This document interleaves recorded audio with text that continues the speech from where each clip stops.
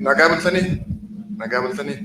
So saganta kenya hamma injal kamna harra bakka suutume bu'eetani rooli suutume tabadha yaadatu waan kaleessa paartii irra jaaturani ijoollee yaangi bulchuu dandeenye.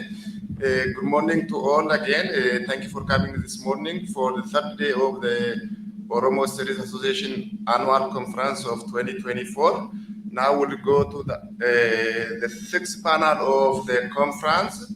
The sixth panel will be on navigating linguistic strife, the Oromo language at the heart of Ethiopia's tensions. And this panel will be moderated by Obo Taha Abdi. And Obo Taha Abdi will introduce his panels. And we apologize, one person is joining from Oromia due to visa, and Obo Taha will introduce, but we have a recorded video for it. The only recorded video we will have at this conference is at the Senas. Obo Taha, over to you.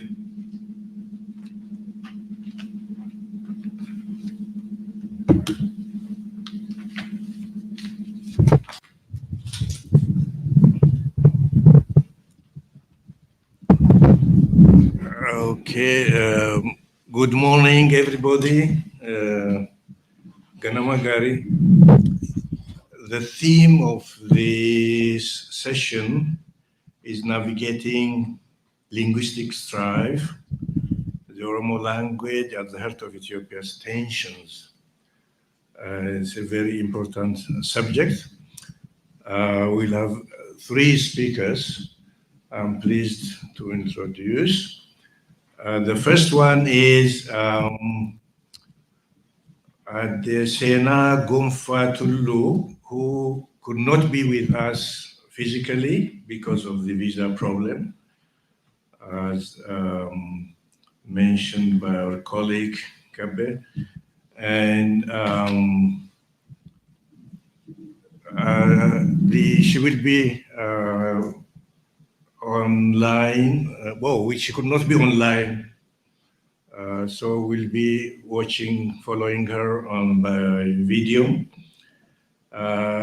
Sena Gomfatulu is a PhD candidate at Addis Ababa University, Finfinne University. She's a lecturer at Hadama Science and Technology University.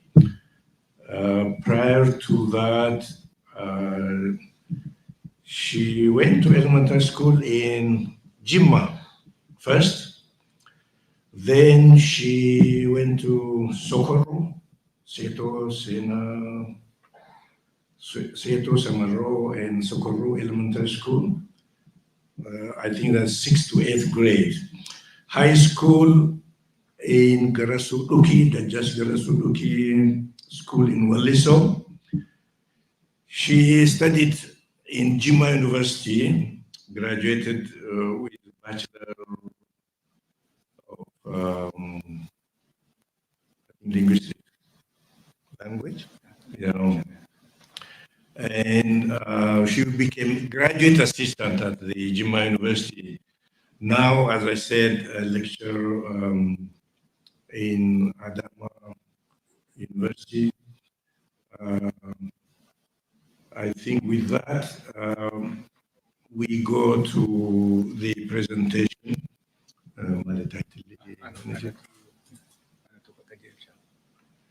Okay, the video, the slides will be in English. It should be speaking in English. For non-English speakers, Mama Babiya will back up and explain her points. So over to you.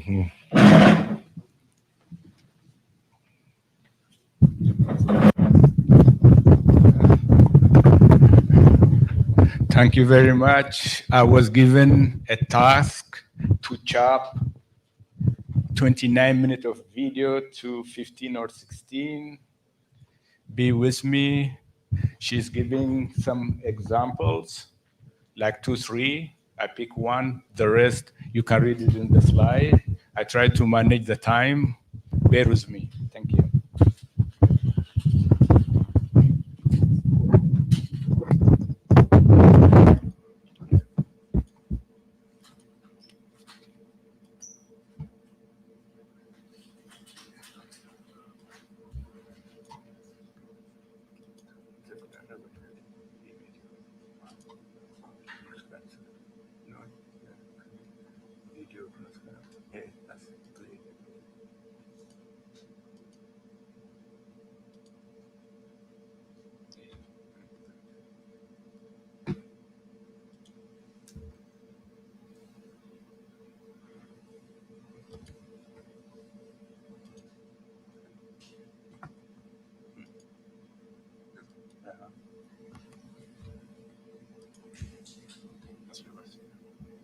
Good afternoon, dear organizers, invited guests, and all the participants of the conference.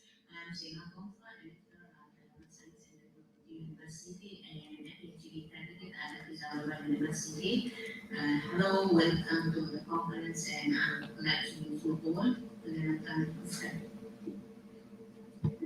My title is The Response of the Oromo People Against Colonial Language Ideology, Exploring the Power of Oromo Nationalist Response Songs that alone makes us language focus. This is the presentation outline, and then I come to the background of the study. According to Gulcha, Alama Interplasinasi, Janata, Tugasa,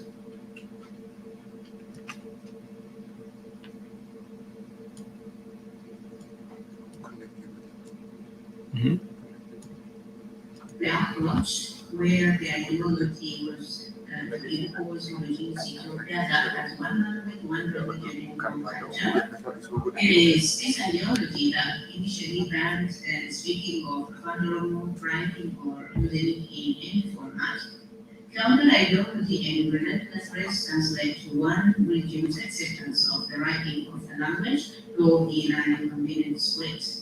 This is followed by acceptance of the writing of the language in the proper script. It is used in limited fields, but short of official or federal language status by the culture. Since these changes were achieved through struggle and not through conviction, the ruling elite is not able to reverse this change by any means. The Oromo people use different means to achieve this progress from one stage to the next stage and paid huge sacrifices. One segment has been the promotion of popular music. Many artists have contributed to this arena from all over Rome and beyond. For example, the fate of Afro-Kano under Haile Selassie regime, and the emasculating censure under the Arab regime, and the endless assassinations of Oromo artists under the post-Arab days, an apparent reaction of the adherents of that ideology. The latest victim of these assassinations was speaking at Oromo.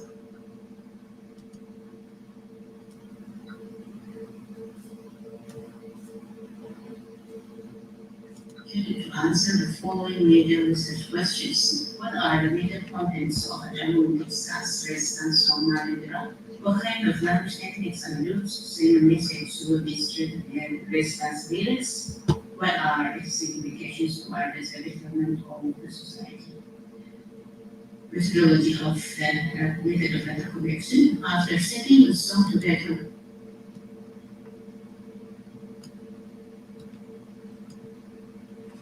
articles, journals, and books.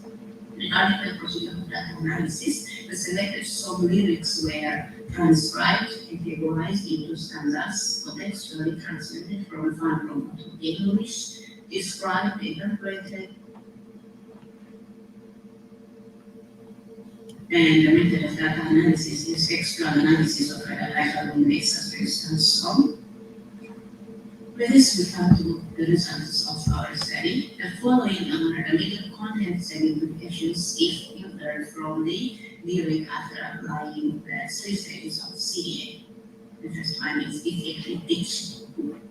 And shall we use different language techniques like metaphors, imagery, repetition, allusions, and words to clear the meaning that communicated political grievances. Example, malversation. We look like Ulaletan Tufa, Nalgaluto, Gara Tuturi, Nalgaluto, Kanakun University, Tigani Gras and Makanadi movement. With these lines, I have wanted to say, look, my people, Galo, where Galo means thread, powerful thread, and the Oromo people are known for their large number and powerfulness. Therefore, I shall want to all these people who are resources will be now. That they will look my people who learn to fast knowledge and be culturally smart, are distracted, and the alien Ghana, the commerce, and the aliens, others are inside the community. And with the alien Ghana and the government, Ghana refers to the people itself, the Oromo, which is Ghana's mountain. The people are big, huge, and powerful. And this Ghana not only referring to the Oromo people, but their cherished institutions, political organizations, social constitutions like the Ghana system, and political organizations, and the OSA system, and the people itself. So, the Ghana and Ghana government is they have distracted that mount, that huge people, the people that should not be distracted. And it's integrated, that is what it means. And then on the next page it says, Nova Senate and Bani Martin here. This Abda is a front. In history, the Oromo people had an organization and an institution that is cherished among all the society, and therefore, at this time, they are departed with their cherished institutions, cherished political organizations, and all their cultural entities and lands. So, Machalu is telling that they have departed as. Well, she continue explaining each and every one. For the time constraint, I'm going to jump on that.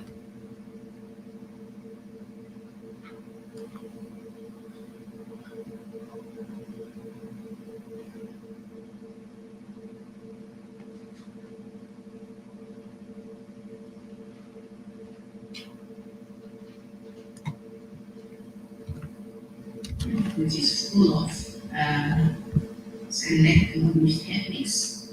And the other technique is repetition. Now you know, look my people, go come my people, are not existing. And what existence of mind is the lyrics. Let's say use this repetition not merely to alarm these people to us what is happening to Oromo and Oromo. And the other one is allusion. Words like Lalia, Bichu, Ganar, Fadasila, Company, Ebony are allusions from the history.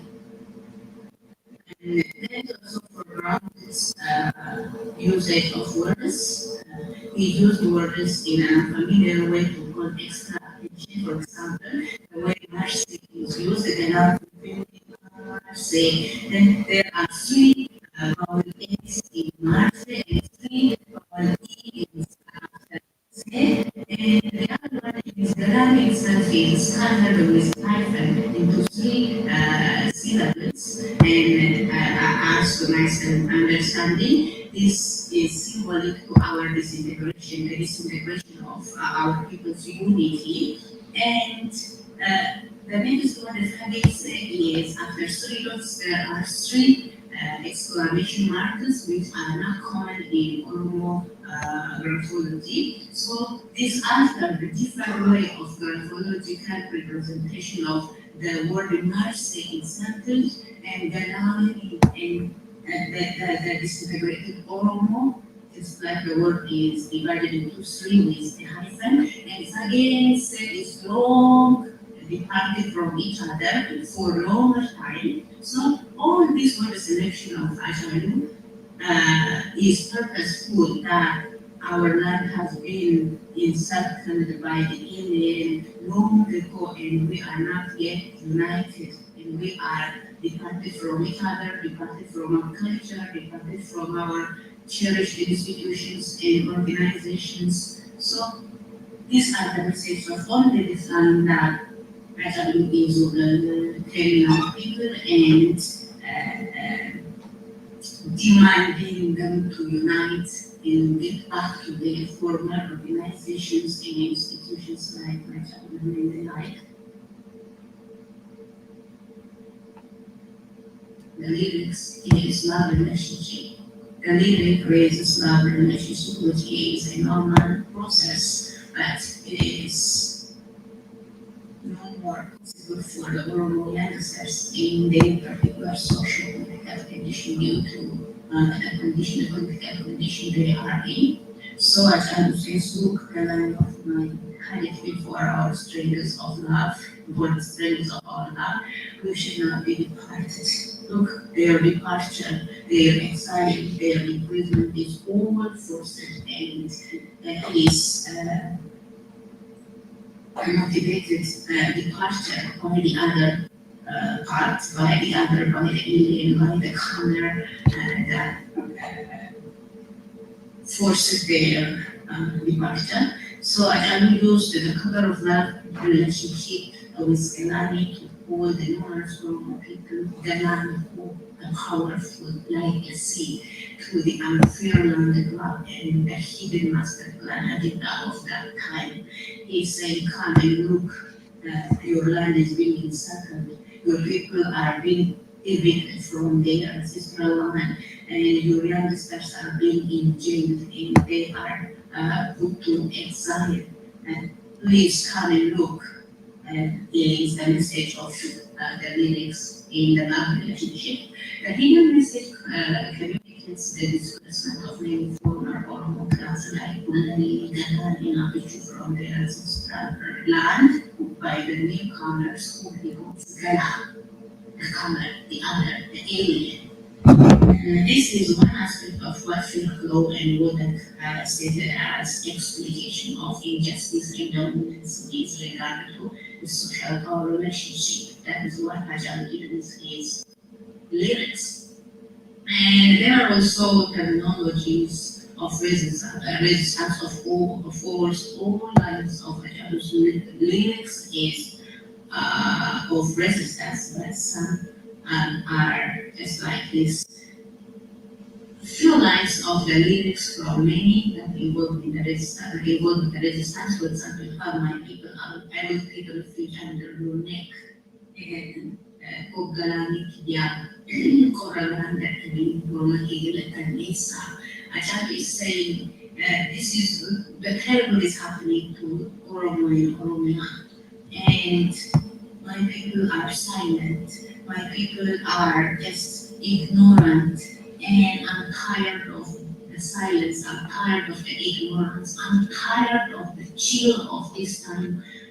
Therefore, come, my people, I will take refuge in your name. The name might symbolize the order under which the former Oromos come and discuss their matters, their social and political matters.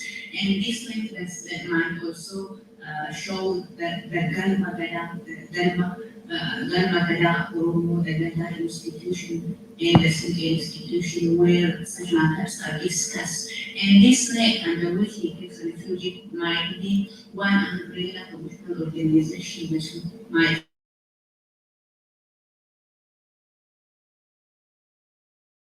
from this colonization or from this suppression. So Ajami is calling his people to get united to defend their force. And of course, he's made the Galan, the alien,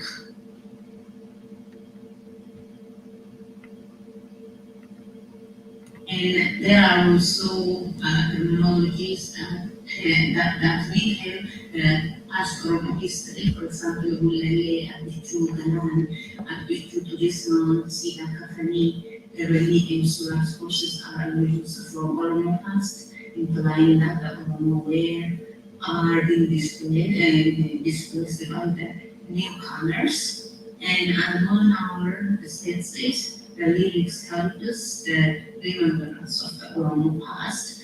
And here comes the political or suppression terminologies that are used. We are encircled, we are departed, and there is a yoke. The yoke symbolizes political separation or colonization. And he says,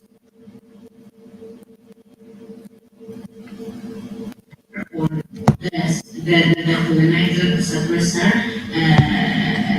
chopped my liver, my siblings, killed and deceived my brothers and sisters, my mother and my comrades, and he added, this is an animal impeding. This is the animosity of the system that is ruling in Oromo or over Ethiopia. So Atalu expressed it like a beast. It chopped its sisters and brothers, killed and ate it. Look, human beings do not eat people. So it is just like an animal, a beast that it chopped and ate people, means killed. All are thinking, here is a problem, there is a problem, there is a joke, here is this, and there is migration from one's own general objective of the study. And the general objective of the study is to investigate the negative contents and implications of brain insight. So somebody who is conflicting with one's own science, nobody is going to understand his or her problem.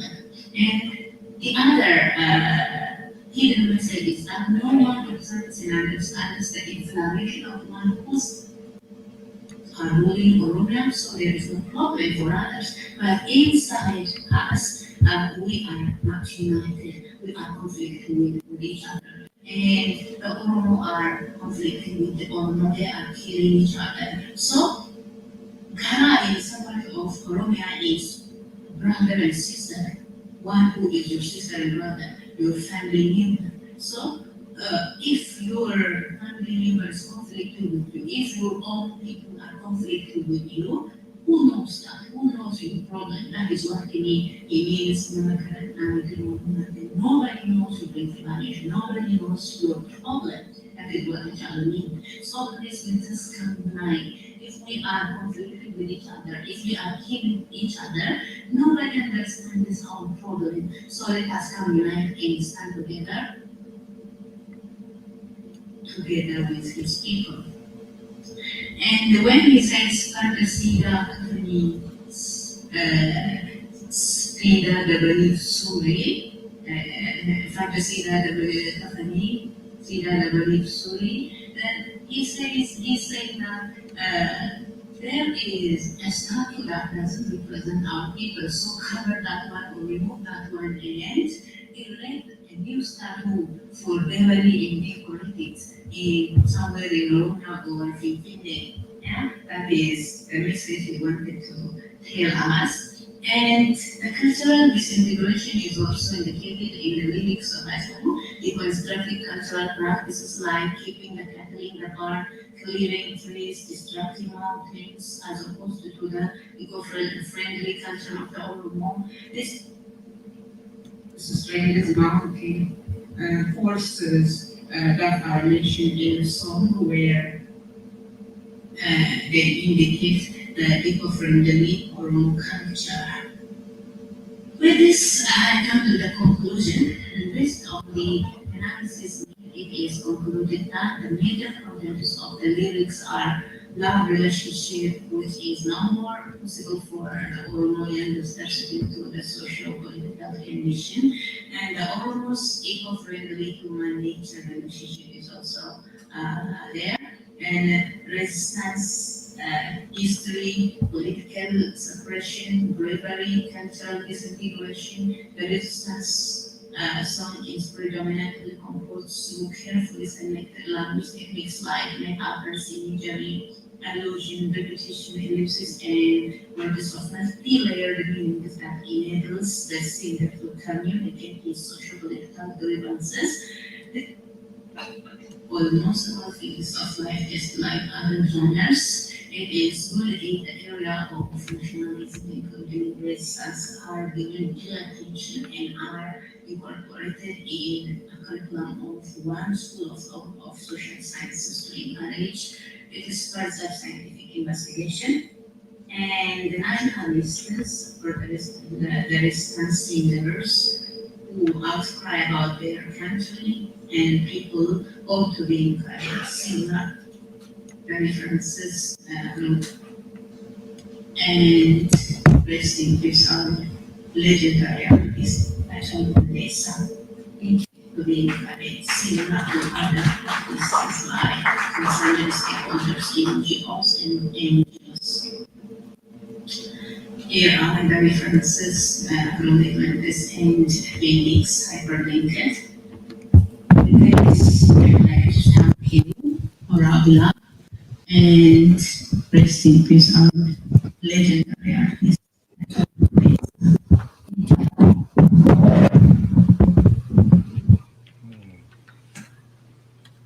Wow.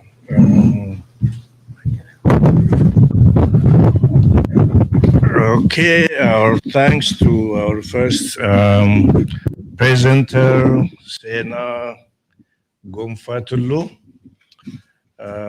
We thank her for her very touching and inspiring contribution based on the great artist, legendary artist, as she said, Hajalun Desa's work.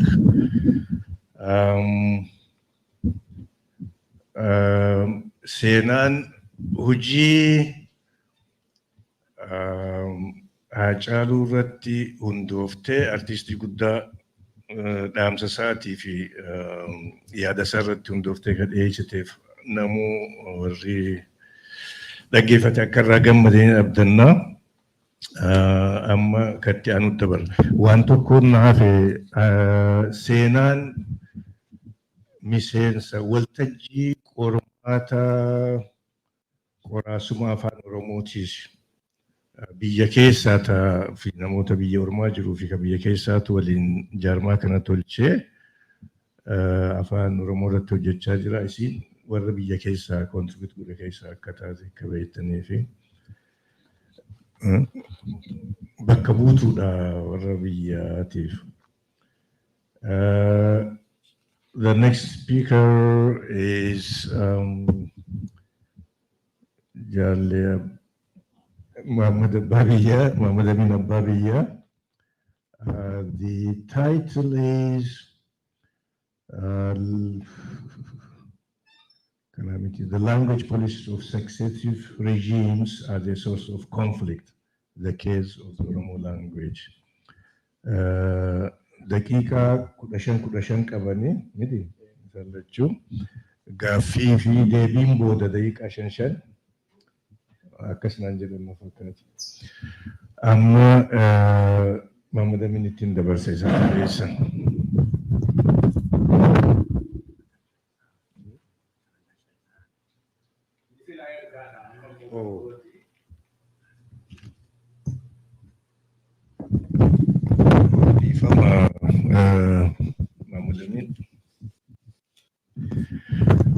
Muhammad Amin Ababiya inni nu ifimata anaatu immoo qaba. University Maryland Telecommunications itti MSc qaba. BA afaan irratti Ethiopian Languages University Finfinnee irraa qaba. High School Jimmatti baratee akkasuma naannuma sanitti elementary schoolis baratee achi booda qabsoo keessaas yeroo dheeraaf ture. Amma immoo warra communications wireless engineering isaaniif hojjeta qualifications skilling service kana. Ayyee tuuf.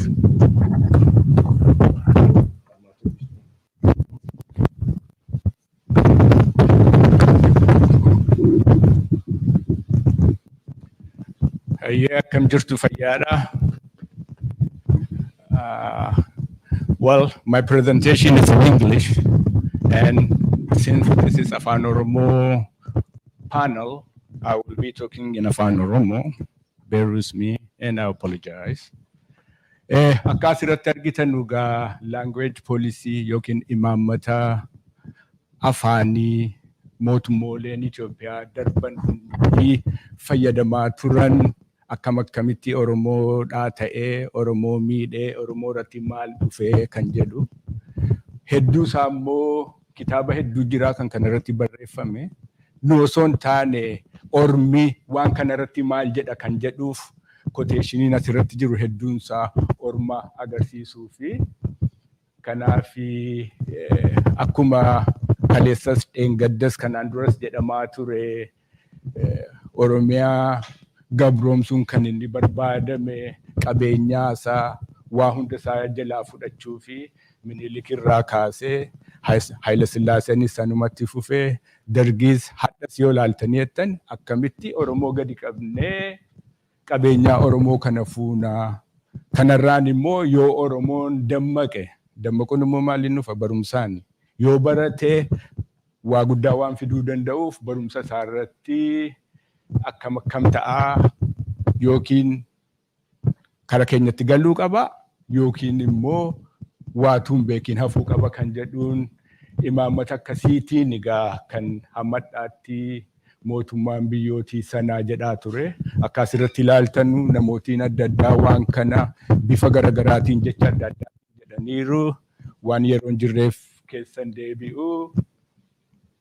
Kun immoo egaa afaan Oromoo irratti maal fidee akkamitti deemee kan jedhu yoo laallee jenne afaan Oromoo seenaanis sila himteetti akkaataan itti dhowwame haasa'uun akkaataan itti dide namootiin biraayyuu akkaataa isaan itti jedhan aadaa fi duudhaa Oromoo balleessuudhaa tattaaffiin godhame kun hundinuu maal Oromoo irraan ga'e kan jedhu ilaaluu dandeenya. Dabalatas immoo afaan Oromoo yookiin afaan biraa biyya sana keessa jiran hunda isaanii dhiisanii afaan Amaaraa qofti akkamitti biyya sana hojjetu kan jedhu ormiyyoo akkamitti nuu himaa jira. Nummoo keessa dabarfanne gaambeeyna. Egaa kanaaf maaltu ta'e yeroo adda addaatti lakkii afaan Oromoos mirga qaba kan jedhu agarsiisuudhaaf Hararitti reediyoo Harar banamee ture. Sun immoo akkamitti dhufe waanuma OAU irratti biyya kiristaanaati Islaamni hin jiru jennaan Harariin naqanii masgiida 50 arganii Haile Sillaaseen abbaa Afrikaa jedhamu Islaama biyya keetiifuu kan mirgan kennine jennaan agar የጋራ ሃይማኖት የግሌደኛ ዋጂባ ሰኒ ሜቢ ሬዲዮን ሱኒስ ሰነ keessa dhufee ta'a namni kanarratti qoratee addanuu baasuu danda'a. Egaa yeroo Haile Sillaaseetti akkuma hamma jedhee ka'e waanuma akkanaatu dhufee garuu reediyoon sun Hararii bahee Yudire Daawaan qaqqabamuu hin qaqqabu carcariin hin qaqqaba dadariin hin qaqqaba yoo jennee ilaalle yedduu xiqqootti kan isaan godhaa turanii kun hundinuuyyuu immoo gaa maaliin akka inni dhufe beekuu dandeessu. Bakka hojii keessanis hundi keessan nu argitan yoo maqaa Amaaraan qabaanne afaan Amaaraan beekne taayitaanis namaan kennamu kun hundinuu Fidel Saraawit jedhamee yeroo namni hundi haa baratu jedhamu Prime Ministeriin biyyattii Jeneraal Taaddasee Birruudhaan waa'ee Fidel Saraawitii irratti waan ni jedhe sana hundayyuu beektu. Kanaaf afaan Oromoo dubbachuun haasa'uun bakka itti dhowwanii qabaachaa ture. Kana hundi keenyaayyuu hin beekna. Gaafa dargii dhufnu sanuma laayiniidhuma sanarra turanii garuu afaan Oromootiin barreessuu dandeessu. Afaan Oromoos wal qixxee qabaadhan. Fakkeenya tokkoon isinii kennala bariisaa fudhadhaa. Kana soorsiinsa Encyclopedia of Ethiopia kan jedhutu baase bariisaa kooppii 20,000 baasnaa jedhanii jalqaban. Jalqaba yeroo jalqabannu kooppii 15,000 qofa maxxansan. Isaan booda gadi bu'ee 2,000 ji'atti ta'e 20,000 kanatu jigaa jira jedhama. Kun waanuma jiru dhayxanii ilaaluu dandeessu. Jarri EPRDF immoo dhufe yeroo EPRDFitti waan kana hin goonaa afaan qixxee fudhannaa egaa akkaataa appilaa akka godhuuf isa kaan gadhiisanii eegee harkaa baheen booda immoo hudhaa adda addaatti tolchuudhaa tattaaffii adda addaatu godhame. Garuu hamma yoo ilaaltanii jettanii ijoolleen Oromoo afaan Oromootiin barattee guddatti afaan Amaaraan beektu garuu federaal gavarmentiin naqan yoo afaan hin beekne federaal gavarmentiin naqu. Kanaaf ijoolleen kun afaan Oromoo dhiisanii Amaaratti fiigu moo hin fiigan tokko kana. Wanti akkaataan itti hamma deemaa jiru. Lammaffaas Jimma keessatti pocket school jedhanii afaan Amaaraatiin barsiifamaa bajetis maalis gahaa qabu namni hundi mana barumsaa bareedaa jiru kanaaf ijoolleen kootitti na jalaa doofaataati jedhee karaa sanatti akka fiiguuf tattaaffii adda addaatu ammas godhamaa jira. Wanti kun hin dhaabbanne jechuudha.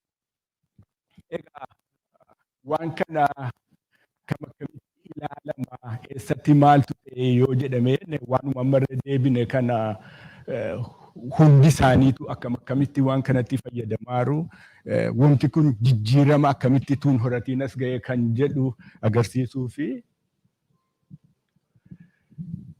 kanarratti immoo gaa yoo ilaaltanii akkuma achirratti kaa'amee ture Zabanaa Hayilasillaasiitti qabee hamma ammaatti yeroo adda addaatti language policy adda addaa baasaniiru. Ammas Biraanuu Naggaa kara biraattuu geeddaraa jira. Inni jalqabaa yeroo Hayilasillaaseen uummataaf constitutionii kennetti unity Biraanina Salaam irratti yeroo sana kan inni bahee isaan alattis namootiin adda addaa jedhaniiru.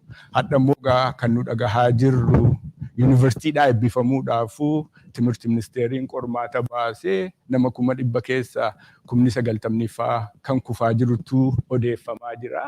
Kun maalitti kara kamitti deemaa jira? Rakkina akkamii uummata keessatti uumaa deemaa jira kan jedhu adda baafachuu dandeenya. Egaa gaafa kana ilaalaa deemnu akkamitti maal gochuu dandeenya? Language standardization hin jiru. Yoo jiraates kan afaan Amaaraa qofaa. የብሔረሰቦች ጥናት ኢንስቲትዩት jedhanii ዲክሽነሪ ammatti kana wayii baasanii turan. Isaan boodamti godhame hin jiru. Wanti Oromoodhaan ammatti godhame Oromoodhumatu mataa isaatii karaa ዲክሽነሪ 6-7 wayii maxxanfatee afaanicha akkuma inni sadarkaa guddaatti ol ka'u yaale malee tattaaffii mootummaa biraa godhame hin jiru. Ammas wanti godhamaa hin jiru asirrattis ilaaluu dandeessu. Maaltu ta'uu qaba? Akkamitti fuuldureetti deemama? Yoo imaammanni geeddarames, yoo akkaataan ilaalchaa geeddarames hamma ummaticha sana qabeenyaasaa harka ofii keessatti galfachuu barbaadanitti kennaan wanti kennamu hin jiru. Kanaaf waadanuutu godhamuu danda'a. Inni kun immoo qabsoon malee nufu akkuma manni kun guutuun kaleessas dheengaddas irratti haasa'aa ture. Rakkina adda addaatu jira. Karaan ittiin hiikamuu danda'us hin jira. Garuu hiikaa sanaaf namni deemaa jiru hin jiru. Kanaaf walumaa galatti waan kana yeroo ilaallee jennu poolisiidhuma jarrii lafa kaa'anii Hayilesillaaseedhaafis hojjete. Dargiin waan geeddaruuf hin qabu, waan hojjete hin balleessanu. Jarri hammaas waan geeddaran hin qaban. Garuu qabsoon Oromoo hammumatti fufaa dhufuun waa bicuusii kennaa dhufe garuu deebisanii hambisuudhaan taafii adda addaa godhanni. Kanaaf namootiin waan kana irratti kitaaba barreessan hedduutu jira. Riferensii kanaan namni abbaan barbaade dubbisuu danda'a. Walumaa galatti rakkinni biyya sanaa karuma hundaan roguma hundumaan jira. Karaa afaanii ilaalchisee rakkoon nu qabnu waan dhaabbatee miti, waan dhaabbachuufis deemuu miti. Nuti qormaata qoraasuma afaan Oromoo akkaataa afaan Oromootti ta'urratti marii wayii jalqabnee sanaan itti fufaa jirra. Nama biyya keessaa biyya alaatiitu kanarratti hojjetaa. Gaayyoo fuuldureetti waan afaan kanaa ilaalchisee maaltu ta'uu qaba kan jedhuuf waa lafa kakkaa'uudhaaf yaalamaa ragaa. Rakkoon keenya guddaadha. Egaa Rabbi keessaan waa baasu du'aa kadhanna.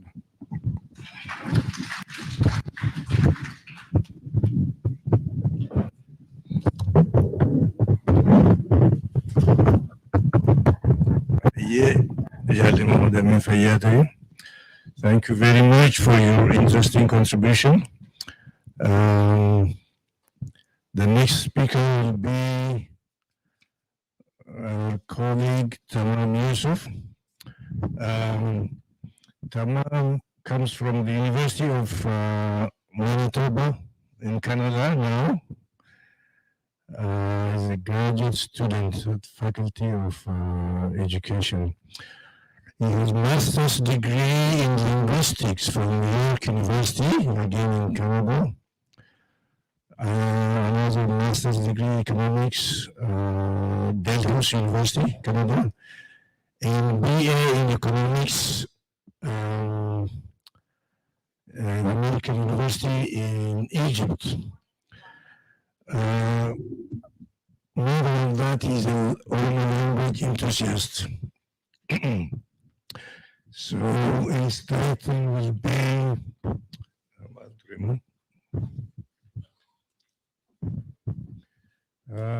his theme of his presentation will be language practice of successive regimes.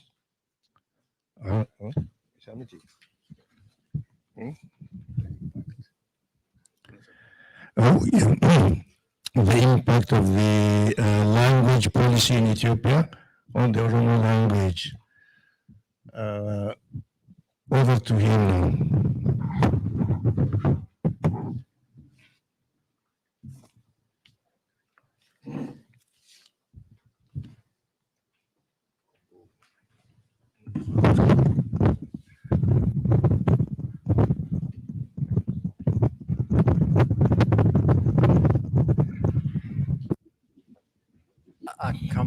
Akkam bultanii baga nagaan walitti deebine wanni inni dhiheessuu deemu sumuda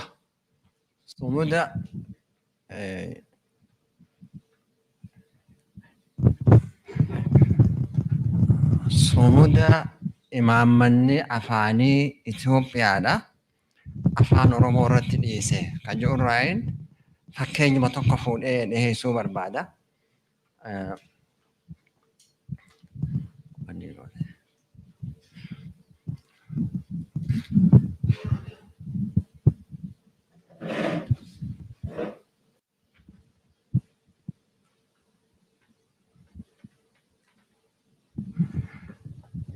Gabaabumatti beeksisuudhaaf wanni Oromiyaan sirna kolonii jala jirti. Koloniin sirna saamiinsaati. Saamiinsa sana immoo akka uummanni hin mormanneef karaan itti ittisan tokko uummata kana eenyummaa isaa dhorkuudha. Akka ani Oromoodha, jarri kun Oromoo miti, na saamu jiranii jedhee akka namni yaada san hin qabaanneef eenyummaa uummata sanii dhorkuudha. Eenyummaa uummataa dhorkuudhaaf karaan ammoo irra gaariidha. Karaan irra tolaa ta'e eenyummaa nama sana afaan isaati. Afaan uummata sanii dhorkuudha. Afaan kana yogguunii fi uummanni yoo afaan isaa hin qabaanne aadaan isaatis ichumaan haqamti, eenyummaan isaa ni haqamti. So ani eenyu ani abaluu if hin beeku waan irratti haa jirus hin beeku jechuudha. Inni kun egaa tokkummaa kan jedhaniini jechuudha. Waan filoosofii isaaniitti tokkummaa kan jedhaniini. Tokkummaa jechuun akkuma reefu himamaa ture afaan tokko, aadaa takka, amantii takka maalii hogguu akkas ta'e kan saamuu fi kan saamamulleen addan beekamu jechuudha. Kana keessatti yeroo afaan imaammata afaanii kan afaan biraa ukkaamsuu kana jala yogguu jarri hordofu yogguu imaammanni kun hojiirra jiru wal dhabbiin dhufa, shoorarkaan dhufa. So conflict ichirraa madda jechuudha. Imaammanni afaanii kuni hogguu uummata tokko waa'ee afaan isaa kana jalaa haquudhaaf barbaaddu dubbii siyaasaa taati. Siyaasaan waldhabbiin siyaasaa hundumaa hammatti jechuudha. Kanarraa kan ka'e amma gaa wal barsiisa kanaan eega goone booda dhiheessa ammaa kana keessatti wanni inni dhiheessuu barbaadu waan imaammata jarri oofaa jiru kanaan kan ka'e afaan Oromoorra maaltu ga'ee kan jedhuuni tuttuquu barbaada. Afaan Oromoorra waan ga'e keessaa isuma tokkoon kaasa. Kuni maali? Standardization. Afaan Oromoo waaltina dhabu akka waaltoyne godhu. Afaan tokko yoo waaltoyne wal qunnamtii ummataatu laaffata. Laaftutti walii galuu hin danda'u. Boodatti harkifata jechuudha. Boodatti harkisuun san faayidaa wanni imaammata sanii keessa waan jiraati. Imaammata san keessatti afaan kana dadhabsiisuu hambisuu barbaadan sila. Garuu akkuma kanaan dura himametti sadarkaa amma ga'e kanarra kan ga'e afaan Oromoo qabsoodhaani. Qabsoodhaan haa ta'u haa fudhatanii fudhanne haa jedhanii malee karaa biraatiin irruma dalagaa jiran imaammata isaanii san hojiirra oolchuu irruma dalagaa jiran. Karaan irra dalaganiin tokko qaama afaan kanaaf hojjetu afaan waalteessuudhaaf jaarmee if danda'e sadarkaa biyyaatti kan dhaabbate waan kana jala deemuu barbaachisa. Jaarmeenni akkasii akka hin jaaramne bajataas dhorkanii karaa asitti cufaniiti ukkaamsan. Yoo waan jiru kanaas booreessuudhaaf maal godhuudhaaf karaa adda addaa sababa adda addaatitti dhimma bahaniiti hanga amma arkatame kanaahuu faalleessuudhaaf halkanii guyyaa irra dalagan. Waan irra dalagame keessaa tokko akkuma yaadattanitti amma dhawaata qubeedhaa kana yoo yaadattan ta'e abaacaa jechuudha laabaadaa jennee haa jalqabnu waan jedhu keessa fidanii turan. Hanqam takkatti wanni san babal'attee wanna jettee kitaaba meeqa pabliish godhanii eegas bayyanatanii warri dura dhaabbachuun dhufe. Waan akkas akkasii hedduu keessatti hojjechaa jiran. Amma bee waanuma waaltinaa kana laalchisee waaltinni karaa lamatti jira. Ka afaanii, ka dubbiitii fi ka barreessiiti. Barreessii keessatti barreessiin guyyaa keessa waan dhufe waan namni guyyaa keessaa uume waan beenu waan jijjiiruuf yoonni jechuufillee dandeenyu waan irratti hojjechuu dandeenyu kanaafiin isuma sanirraa dubbachuu barbaada. Waa'ee qubee. Qubee hogguu jennu akkuma jennee akkuma beekamutti yaada jecha qubee jiru kana waa sadiif dhimma itti baana. Tokko letters harfiilee kan lammataa script waanuma barreeffamu kana hundaa'u qubee jennaani kaani ortograafiidha. Harfiini waan ijaan agarru kan barreessinee ijaan agarru. Sagaleen ammoo waan dhageenyu. Amma rakkina wanni kana keessatti wanni agarre tokko hogguu amma biyya ambaa tanatti afaan keenya barachuu fedhan warri alagaa kuni barachuu fedhanii hogguu barsiisuuf wadda dhaytu wanni dura si gaafatan tokko afaan Oromoo sagalee meeqa qabaa jedhan qubee fi sagaleen adda gaa akkuma jennetti sagalee meeqa qabaa jedhan. Wahuma kanarratti jecha tokko himuu hin dandeenye. Maaliif hin waalteeffamne jechuudha. Amma fakkeenyuma kanarraa hin waa tuttuquu barbaada. Akka bakka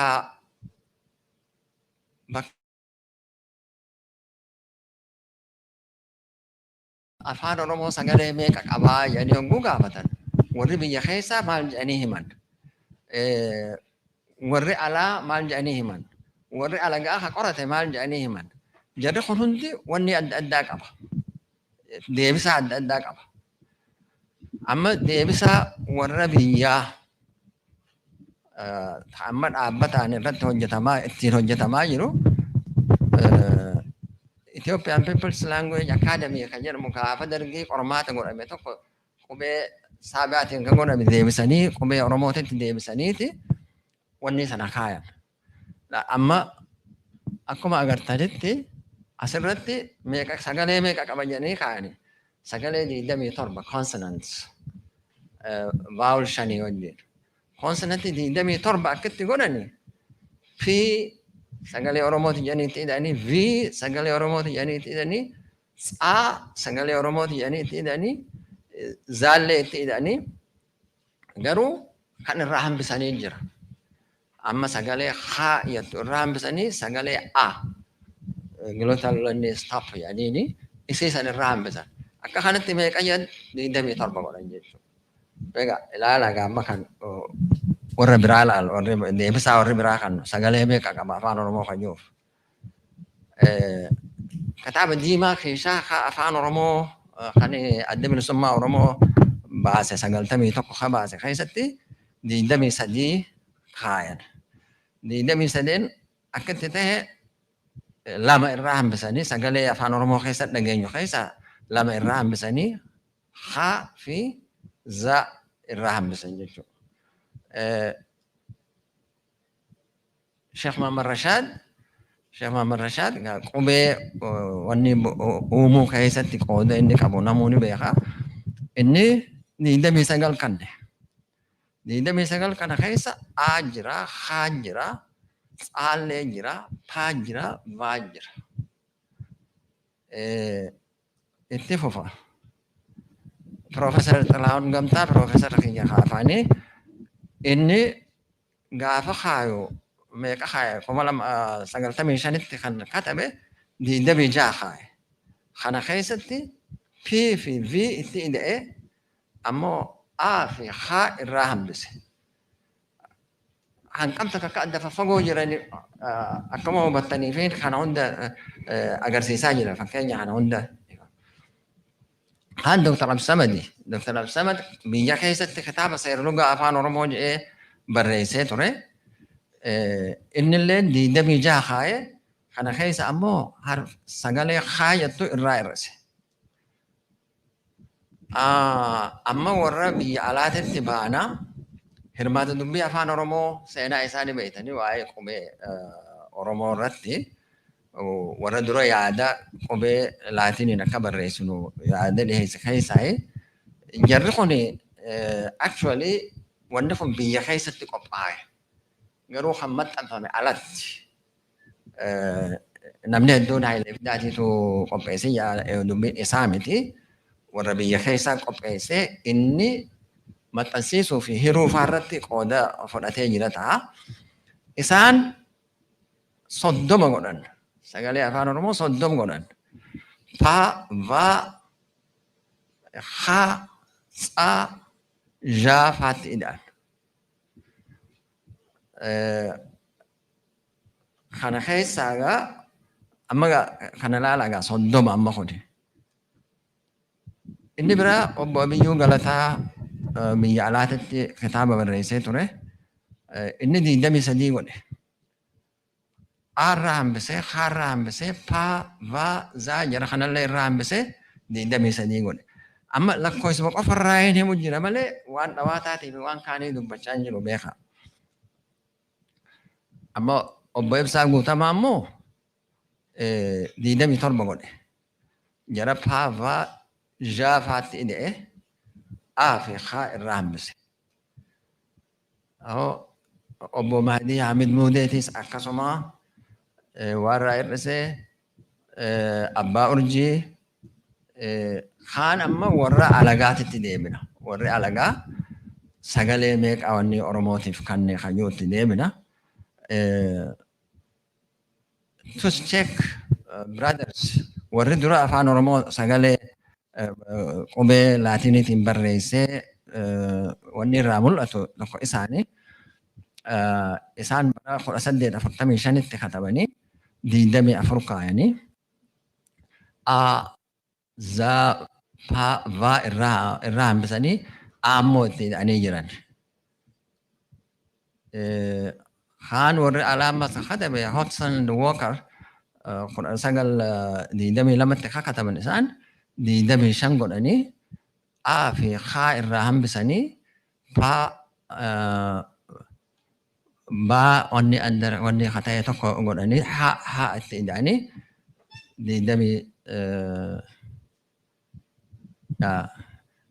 25 godhan.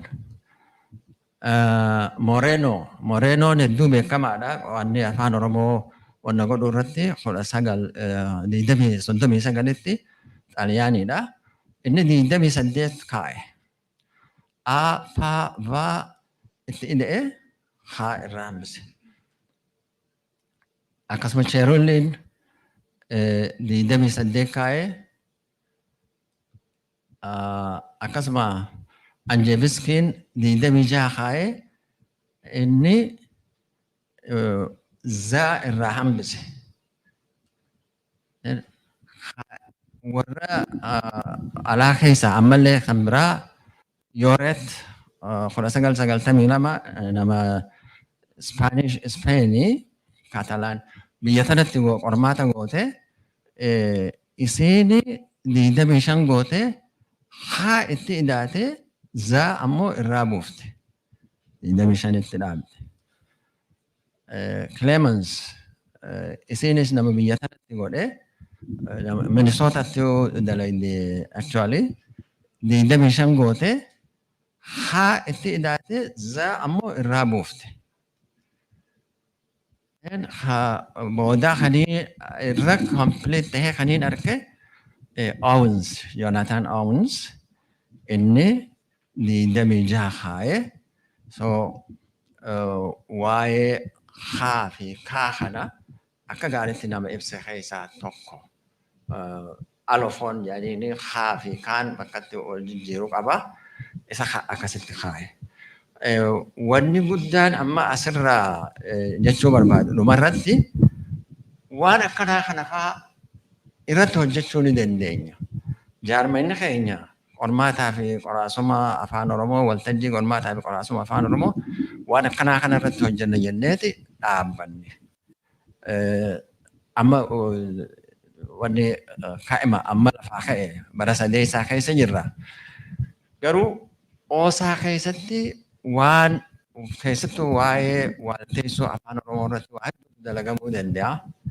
Kanaaf wanni dhaamuu barbaadu OSA waan kana wanni keessatti qabatee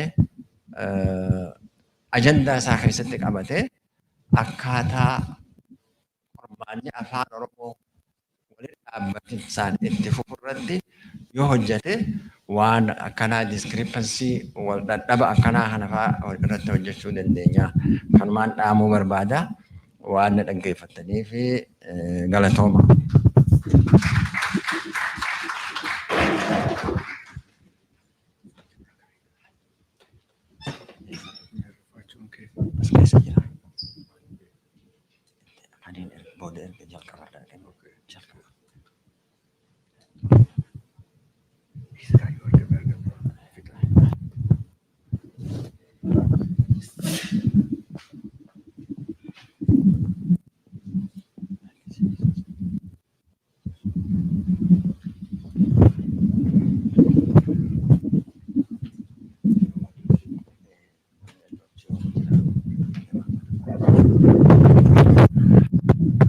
Hayyee jaalatamam galatoomi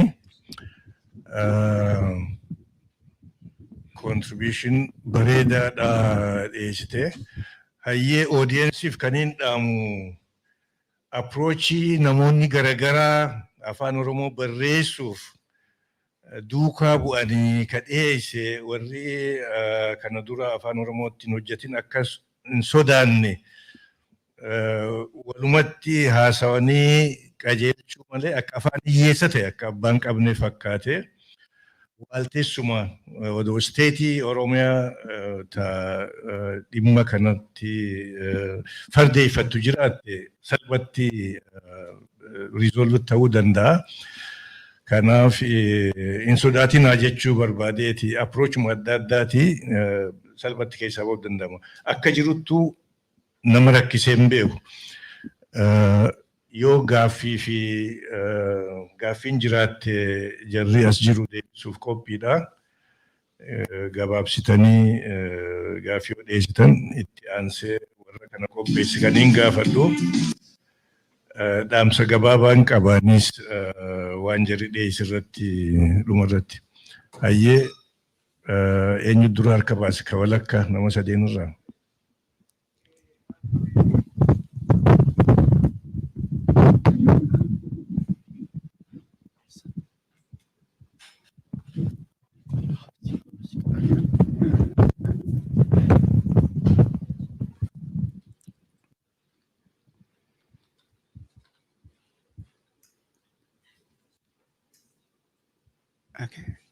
Okay, galatomi obbo Tamaam. Oromoo alfabeetii kana akka dhiyeessiteetti literature isaa nutti himteetta 22 hamma 29tti yoo yaadadhe 22 hamma 29tti deema.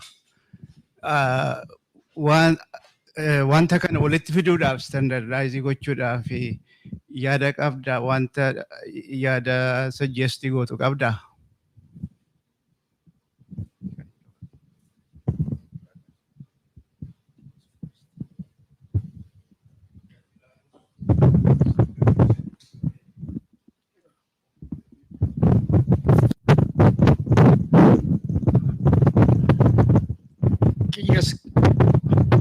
Yes, Gavin Gavavada.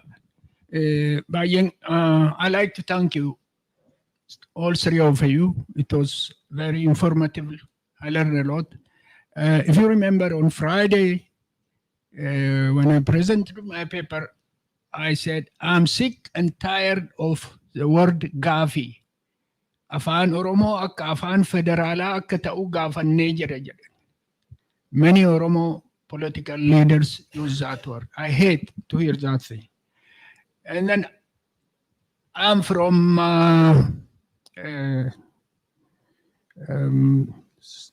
Shaw area, Chancho. I was born there. There was a girl, a young girl, she died of natural sickness, and she was refused to be buried in Orthodox Church, Michael Church there, simply because she was teaching Afaan Oromo. So for 3 days, her body was lying, decaying, and finally the parents has to hire a taxi and buried her in Joseph Church. In another occasion, I was in Ambo for some friends died there. And there also the Tabot, the Ark of Covenant, you know, they were, okay, Nandagasu. Okay, Gavitan Devisa. And the Tabot came out and they said they will not go in. They don't refuse to go into the what they call to the church itself, simply because the guy who died was Kube teacher and Onyx supporter. So then the people started talking, and finally he was buried there. So Afaan Oromo is considered to be the most very, very anti-church.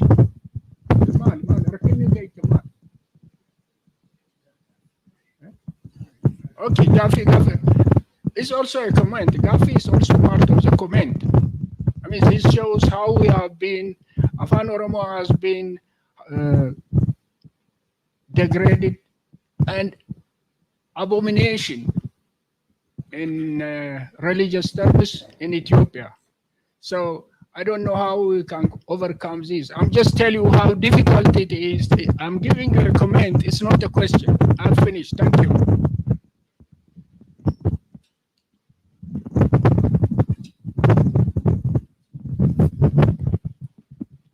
Yamame. Gaaffiidhuma kan koollee afaan Oromootiin nan dubbadha. Jalqaba warri kana dhiyeessitan obbo Tamaam, Maamad Amiin, warri biyya seenaa warri dhiyeessitanii galatoomaan jedha. Akka yaadadhutti kuni Gruupiin kun yeroo lammasaa sanatti fakkaata kan waan kana irratti dhiyeessuudhaaf baay'ee waan barbaachisaadha. Akkuma obbo Tahaan amma jedhee afaan Oromoo akka waan abbaan qabneetti yookaan immoo waa'ee standardization kan abbaan qabneetti waan baay'ee jedhamanee dhuguma yaaddoo adda addaa jira, yaalii adda addaatu jira. Hamma yoonaa hin milkoofne warri sana busheessuudhaaf warri hojjetan hin milkoofne. Amma milkoofne jechaan immoo yaalii sana hin dhiisuu yookaan immoo kana caalaa rakkinaan fiduu jechaa miti. Kanaaf atattamaan waan tokko godhamuun barbaachisaadha. Ani gaaffiin koo lamadha. Tokko gara OSA kan ilaallatu, lammata immoo isin warra kan irratti hojjechaa jirtan warra ilaallatudha. Ani gara OSAatti kan hin jechuu barbaadu akkuma yaadaatti dubbii kana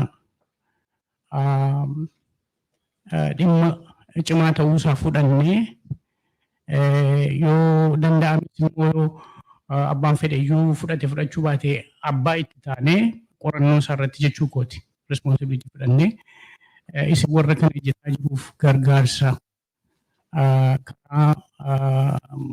karaa adda addaa akka argamu yoo gochuu dandeenye tokko OSAan kan akka fudhatuun barbaadan karaa koo booda yeroo isin isaa ta'uu dandeenya.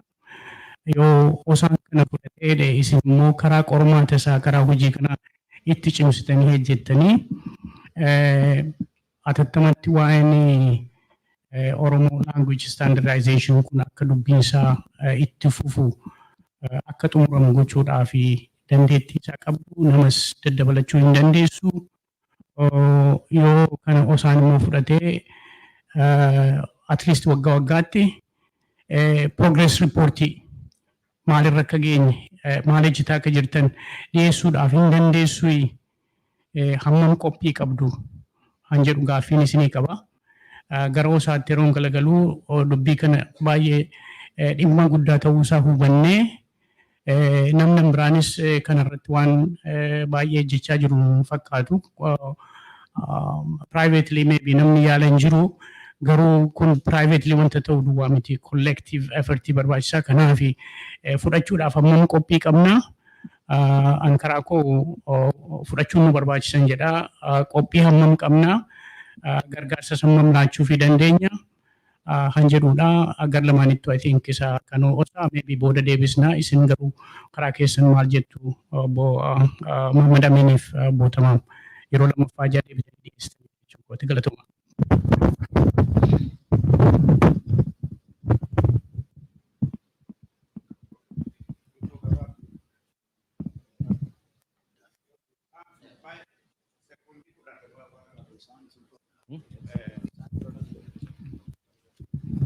Ani African Afaan Afrikaa Association kan jedhu universitoonni baay'een biyya keessaa walitti dhufanii dhaabaniiru waan afaan Oromoo irratti hojjechuudhaaf quba yoo qabdu ta'e good hin qabdanutu ta'e yoo ta'e mootuu wal quunnamtanii efforts duplicate akka hin taaneef. 3A.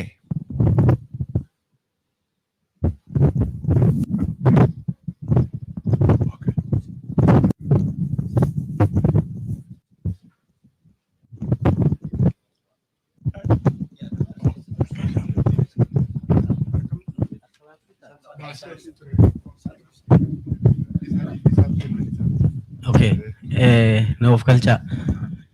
Ani gaafii takkan qaba keessaa tamam. Bara 1930 Tadilaa Hilee namni jedhamu biyyi Itoophiyaa tuni keessattuu Oromoon kun yoo Amaaratti ida'amte malee sana booda Itoophiyaa saba Itoophiyaa jedhamu uumnu malee afaan tokko ka dubbattu uumnu malee dhumni ishii badaa ta'a. Biyya lama wal waraantu biyya Amaaraa fi biyya Oromoo taateetu diigamti Itoophiyaan. Kanaafuu Oromooni eenyutu ida'amaa irratti gaaffii hin qabu. Oromoota Amaaratti ida'amuu qaba jedhee 1930 keessa gorsaa Haile Sillaasee ta'e namni kun Awurooppaa baratee deebi'ee assimileeshinii baratee. Waggaa meeqa booda ammaa walitti ida'amuu wanni jedhamu dhufe. Abiyyis walitti ida'amu malee biyyi ni baddii jedhe. Eenyutti ida'amaa sana irratti isa akkamiin walitti ilaaltu wanni sun wal fakkaatamoo yaada chumarratti hin kaafneef jechanii si yaadachiise.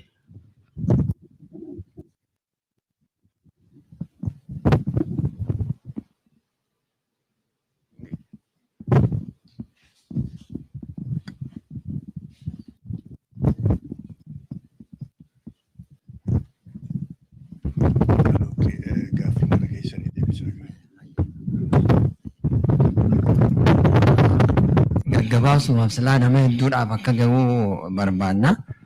Yaada Profeesar Bicaaqaan dhiyeesse yaada maalii qabdaa 22 irraa hanga 30 kan deemu kanaaf kan jedhu slaayidiin dhumarra dhiyeesse.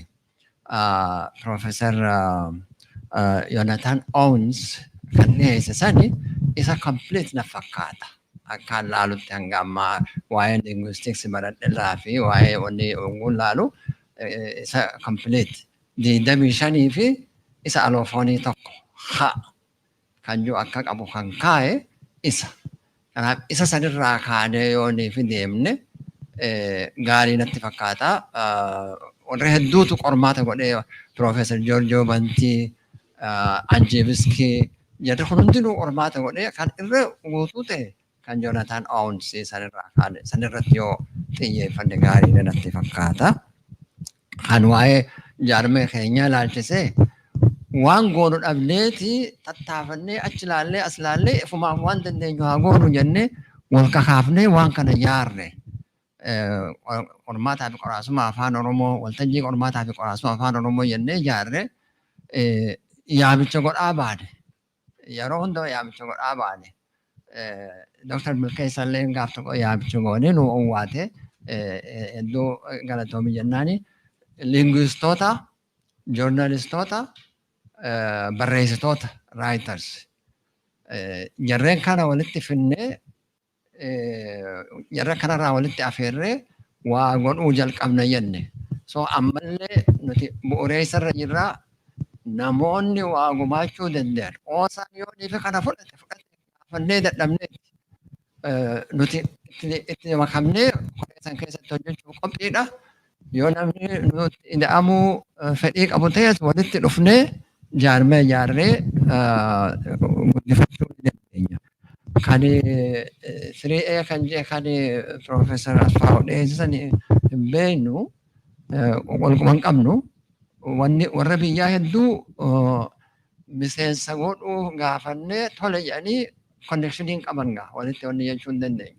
Amma Abdiisaa Jaarraa kan amma asitti badhaafame inni akka miseensa keenyaati waliin jirra. Garuu konnekshinii ni ciccitaa rakkoo kanaa qabna jechuurraayi. Kan Tandilaa Hayilee dhuguma wanni jenne wanni reefu kaafne ideolojiin afaanii ideolojiin jara sanirratti dhaabbate. Tokkummaa yogguu jedhan isaan tokkummaa Itoophiyaa tokkummaa maalii yogguu jedhani kana jechuu isaaniiti. Dhabamsiifnee tokko tokko ideolojii sanirra dhaabbateeti language poolisiin isaanii kan lafa kaa'amu yeroo hundumaa. Qabsoodhaan uummanni dhiibachaa dhufee akkam goonee waan kana gufachiifnaa afaan kana akkam haayinaani waan akkanii guyyaa jalirratti hojjechaa jiru. Isumaan deemaa jira jechuu barbaadeeti. Fayyaadhaa. Egaa hedduun isaa deebifameera. Ida'amuu kan jedhamus dhufee ida'amuun kun karaa kamii akkamitti deema kan jedhu. Kun egaa seenaa hedduu keessaa kan inni deeme yoo hundinuu Itoophiyaadhaan of waame. Itoophiyaa afaan jedhu hin jiru. Garuu Amaarinyaa sana Itoophiyaanyaatti geeddaruudhaa tattaaffii godhamutu jira. Amma ida'amuun kunis yoo dhufee karuma Amaaramuutti yeedoomuu ta'e. Hundi keenyaayyuu seenaa biyyattii sana keessatti waa hedduu keessa darbineerra. An personaalii yeroon ijoollummaan mana barumsaa galuu maqaan koo Muhammad Amin Abdul Qaadirii. Abbaan koo immoo abbaa biyyaatiin beekamu. Arattenyaa kifiliitti abbaa biyyaatti deebisnaan arattenyaa kifiliitti ama andenyaa kifil astamaariin dhufee yemin abbaa biyyaanuu Abdul Qaadir Shaalaal jedhee na jalaa geeddarre. Isaan booda abbaan koo manjaa fiqaadii nigdi fiqaadii qabanii daayirektarii bira dhaqanii abbaa biyyaatti deebi'e. kun hundinuugaa ijoollummaadhaan nama meeqagaa afaan Amaaraatti jira geeddaramee obboleettiin kun maqaan isii Diggeedha. Tsiggeetti jira geeddaranii Tsiggeedhumaan 12 fitte akka koo falmachuu hin dandeenye. Kanaaf namooti hedduutu sana keessa darbaara waan kana yoo Oromoon Oromummaa isaa itichatee qabe malee akkaataan amma dhiida'amuu jedhu kun hadhaan boodaan Tigree miti, an Amaaraa miti, an Itoophiyaadha akka jedhu kan tattaafatamaa jiru. Kun immoo waggaa 100 yaalamee dadhabeera. Kanaaf kan yaadame sana waan ta'u immoo natti hin fakkaatu. Yoo taa'ete immoo qabsoo goonee waan sana hambisuudhaa tattaafachuu qabnan jedha. Seenaan waa jechuu dandeessii? Laayinii irra jirti.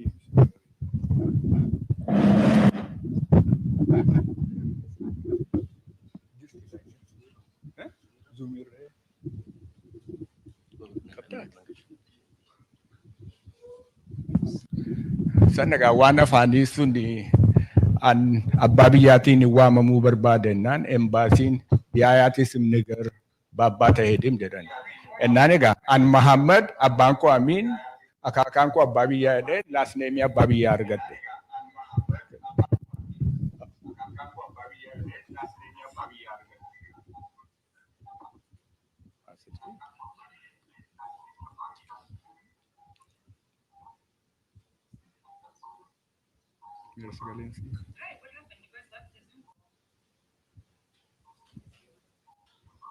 Okay, you're WPG.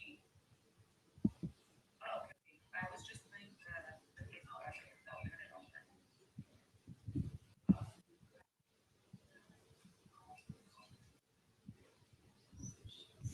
Seenaan Zoom laayinii irra jirti aga silaa nu dhaggeeffataa turte yoo waa jechuu dandeesse carraa kennuudhaafi.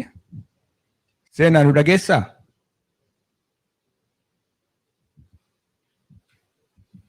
Jirumti?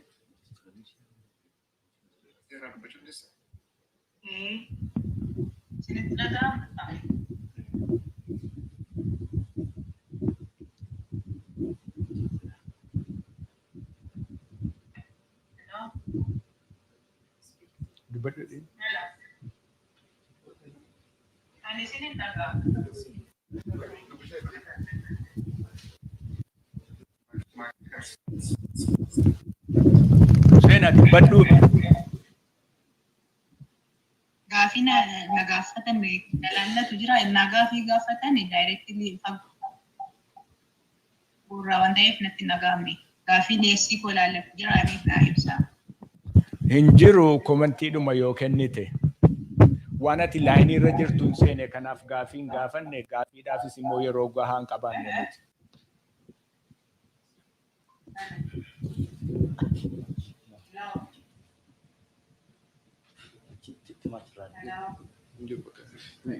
Gaaffii nageenyaa haa dhumuti.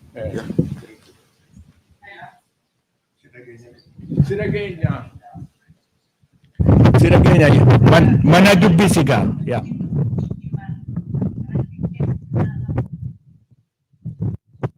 Manuma dubbisi wal bari.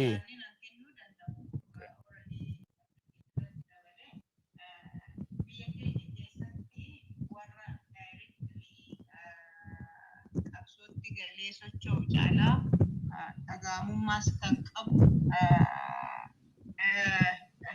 uummata baay'ee bira ga'uu kan danda'an sirbitoota waan ta'aniifi sirbitoonni keessaayyuu sirbitoonni resistance singers ni socho'uu ni sirbuu waa'ee uummata isaanii seenaa darbe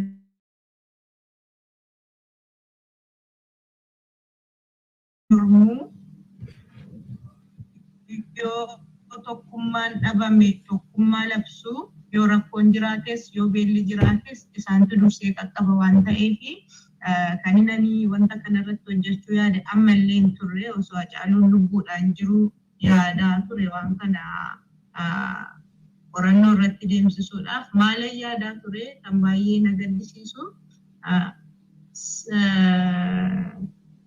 farda siidaa dabaliif suurii bakkee jettutti suurii ishiin jettu sun maal jechuu isaati. Hacaaluu qaamaan argadheen gaafadha jedheetiin otoo hin beellama qabadhu Hacaaluun hin darbe baay'een gadda. Amma waan natti fakkaate intentionii kiyyan dubbadhe Hacaaluus intention. I wanted to know Hacaaluus intention when he said Surah Dabali Suri Farda Sida Dabali Sida Dabali Suri. I wanted to clarify what he meant by this term, but unfortunately Hacaaluu passed away before I met him. Maal jechuun barbaade isaan qofa miti daa'imummaa keenyarraa erga of beeknee kaafnee ani seenaa eebbisaa addunyaa waa'ee sagalee uummata isaatiif ta'eef du'ee ittaansee Yoosef Gammachuu dhaga'ee achi as yeroo baay'een isaanii darbanii dhiyeenya keessatti immoo daadhii galaan irraa kaasee dhufee amma gadda hubattee biraan ga'utti qaamni sirbituus ta'e namni siyaasaa sagalee uummata isaatii ta'e naashinaalistii fi reezistans singariin gaafa rakkoo hin waammannaa duukaa hiriirraa achi booddee achi buutee isaanii hin beeknu yoo du'anillee eenyu akka isaan ajjeese namni gaafatee uummata as deebi'u hin jiruuti. Osoo naannoon reezistans singers reezistans song qo'atamee institutionii idilaa tokko qaba. Qabsoo qofa osoo hin taane misoomaaf illee guddina damuu hin danda'amu. Potential kanaa qaban waan uummata isaanii sagalee ta'aniif achumaan seenaan isaanii awwaalamee nafuu fi kanaaf waan sanarratti hubannoo fi yaada qabaatee gara fuulduraatti wanti gochuu danda'amu yoo jiraate jedheen kana hojjedhe. Wanti na gaafattan yoo jiraate wanti na dhiyeesse immoo Hacaaluun akkas jedhee yoo jiraate tarii dogoggora ta'uu ta'a. Intentional fallacy akkana jalaan hin taane liiriksii isaa ilaalee ergaa isarra keessaa anis isin sirriitti hubannaati. Keessoo keessa Hacaaluu maal jedhe kan jedhu waanan ofii kiyyaa akkatti liiriksiin isaa anatti natti dubbatetti ni hubannoo jedhe. I'm sorry slaayidii 45 waan ta'eef inni irraa hir'isee kan malee waa baay'ee jechuu dandeenya turre akkasitti dhiyeessee meessin waan isin wanti dandeettan na gaafachuu dandeessu fa'a waan hirmaachiftaniif sulfaadha.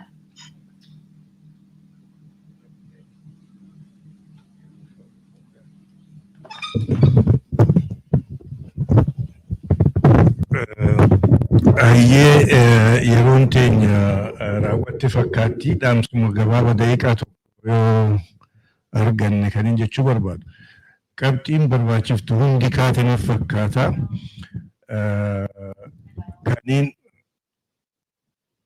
ani dhaammachuuf ka'e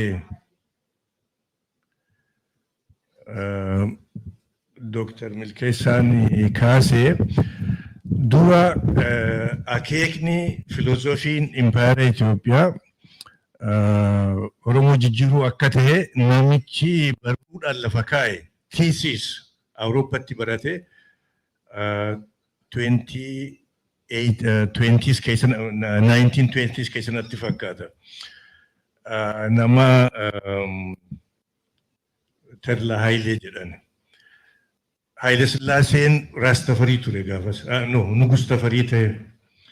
Ideoloojiin suni Itoophiyaan jiraachuuf Oromoon amaarawuu qabaadha. Isaan amaaressineeti. Silaa jarri lachuu waltaan gaariidha. Garuu tokko injifachuu qaba. Afaan tokko irratti ijaaramuu qabdi Itoophiyaan jedhanii isa lafa kaayatan isa irratti hojjechaa turan. Yeroo tunurraa dhume malee waan baay'ee isinii kennuu danda'ama. Jaatamoota keessa maal godhan yeroo adda addaa waan riikoordi ta'eetu jira kanuma Oromoon keessa darbe. Qabsoon bilisummaa Oromoo immoo jalqabarraa sarvaayivaal uummata kanaati. Sarvaayivaal uummata kanaa jiraachuun uummata Oromoo immoo afaan isaatii wajji. Duudhaansaa, seerri isaa, hundumti isaa, oriijinni isaa afaan keessa jira. Afaan kun sarvaayivu godhaa Oromoon kanaan jiraataadha. So isa falmuu qabnaadha. Bakka deebisuu qabnaadha. Yaadni ideoloojiin Itoophiyaa ka Oromoo balleessuu suni bara 1991tti injifatame qabsoo dheertuu godhamte keessaa ka Oromoo qofaa miti uummattoota biraatii wajjis walitti dabalame impaayerri suni militarily, politically kufe. It was defeated. Maal jedha bara 1991 we the people of Ethiopia uummattoonni Itoophiyaa akkana waliin jiraanna. Eenyummaa keenyaas qabannee waliin jiraachuu dandeenya irratti ka walii galame mootummaan amma dhufte ta Dr. keessaa baafatee dhufe gara duubaa deebisuufi injifannoo 1991tti argamte bakka Haile Sillaaseen faan irraa ka'an sanii deebisuufi kana namni taa'ee ilaaluun qabu keessattuu jaarmeen akka OSA ka seenaa guddoo qabu institushiniin Oromoo qabu keessaa walabni tokko kana rakkoo baay'ee dabarsee survive godhee as ga'ee still fast tahee inni kuni saganteessee yaada dubbii horii baasuu fi kana kanaa miti warri waan kana carraaqaa ture kunoo kan as jiran kana faadha namoota baay'ee amma generation haaraa jira generation qubeetis ka interest qabu jira yuunivarsiitiilee Oromiyaa keessa jiran damee afaanii qabanii waan baay'ee hojjetamuu danda'a. Amba himachuudha nuti maal gochuu qabna jennee irratti hojjechuu qabna. Teenyeetuma jarri kana nu godhe jechuu dhiifnee carraa argannetti dhimma bahuuf OSA'n amma ani gabaabsuuf kan hin gaafadhu. Seshinii akkana bara baraan akka jiraatu lammata Oromoo language wizard nama Oromoo language afaan Oromoo irratti hojjetu odoo akeekkate hooggansi isaa ka amma jiru warra dhufutti waan kana dabarsee fardeeffatanii akka duukaa bu'an maaliin gargaaruu dandeenya waaltessuu afaan Oromoo kana risoorsii guddaa qabna yuunivarsiitii meeqa jira Oromiyaa keessa amma hundi damee afaan qaba fakkaata ambaa fi alagaa diina hamachuurraa waan nuti uummanni keenya gochuu qabu with passion itti deemnee oduu hojjannee gaarii na fakkaata isu baay'ee xumurree wayyaa galatooma warri dhiyeessitanis audiensiin keenyas galatooma jiraadha kanumatti.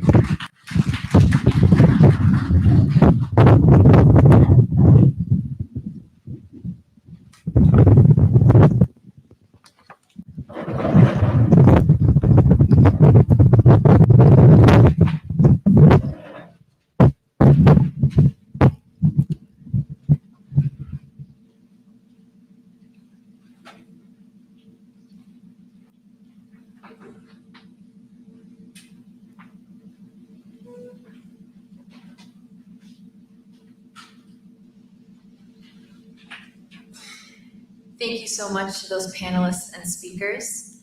Next, we'll be moving on to the featured speaker, which will be introduced by Bonnie Holcomb. Please welcome her to the stage. I will be moderating the time, and the time allocated for this section is 40 minutes.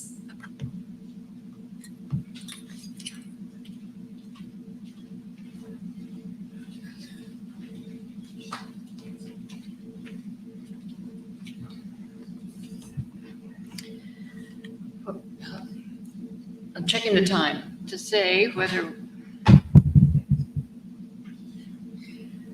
Atamultani. I started with Atamultani, but it's too late for that.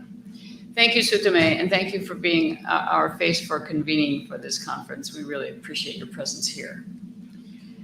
And hello, everyone. We're pleased this afternoon to welcome Beirut Abahogi, who is our featured speaker. She's built an impressive professional career in public service, in community engagement, and policy development.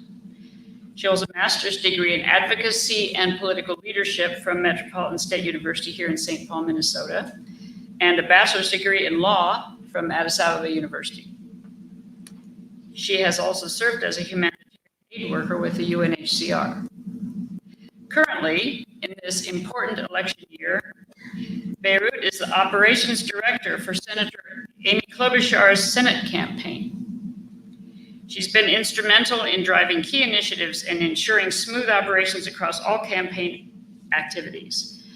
And this is a time when diaspora communities have an opportunity to flex their political muscle and register to vote, approach candidates, get commitments to understand the needs and aspirations of the community. And Beirut understands and has worked very effectively in this space. Prior to her current role, she served as the senior policy aide for the city of Minneapolis. There, she led policy and outreach strategies, crafting impactful policies tailored to address the unique needs of this wide range of diverse communities that constitute the Minneapolis metropolitan area. Her work has been very important in advocating community engagement and inclusive policy developments. We know what a challenge that is. Her dedication to public service is reflected in a role she also had with Amy Klobuchar's office in constituent advocacy. She assisted the people of Minnesota with issues related to federal agencies. If any of you have ever tried to deal with a federal agency, you know how pivotal this kind of advocacy role is. And she has built a reputation for compassionate and effective advocacy.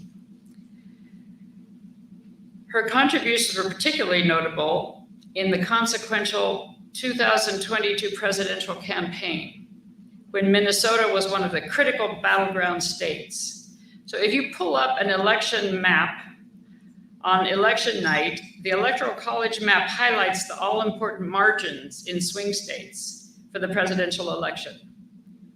These margins are smaller in some cases than the number of Oromo living in those regions, Oromo and Somali together particularly. This perspective emphasizes what I mean by political muscle. Negotiating with public figures running for political office, from President of the United States down to local council, give Oromo a very significant advantage as an active voting bloc if they pull together with specific demands, specifically if women come out and go to the ballot box. Beirut works in this space. She has a lot to say to us about this process and about the impact that diaspora can have. So in addition to her time in public space, she has led Aspire Impact Consulting, so a private platform. It's a consultancy firm, and she's dedicated it to fostering engagement, economic empowerment within various communities. So hopefully, you'll tell us a bit, Beirut, about your experience and your journey with Aspire as well. So Beirut, we're delighted that you accepted OSA's invitation to serve in this role as featured speaker for this portion of the program, to anchor our discussions reflected in this theme regarding advocacy. We're talking about persistent conflict and concurrent crises in Ethiopia and the implications for the Horn of Africa. Please speak to us about the role of the diaspora in influencing US and Africa policy, and if you're willing to go the extra step, the role of US, Ethiopian, Africa policies that influence the diaspora as well. Please, we welcome you to this space. We're happy to have you with us.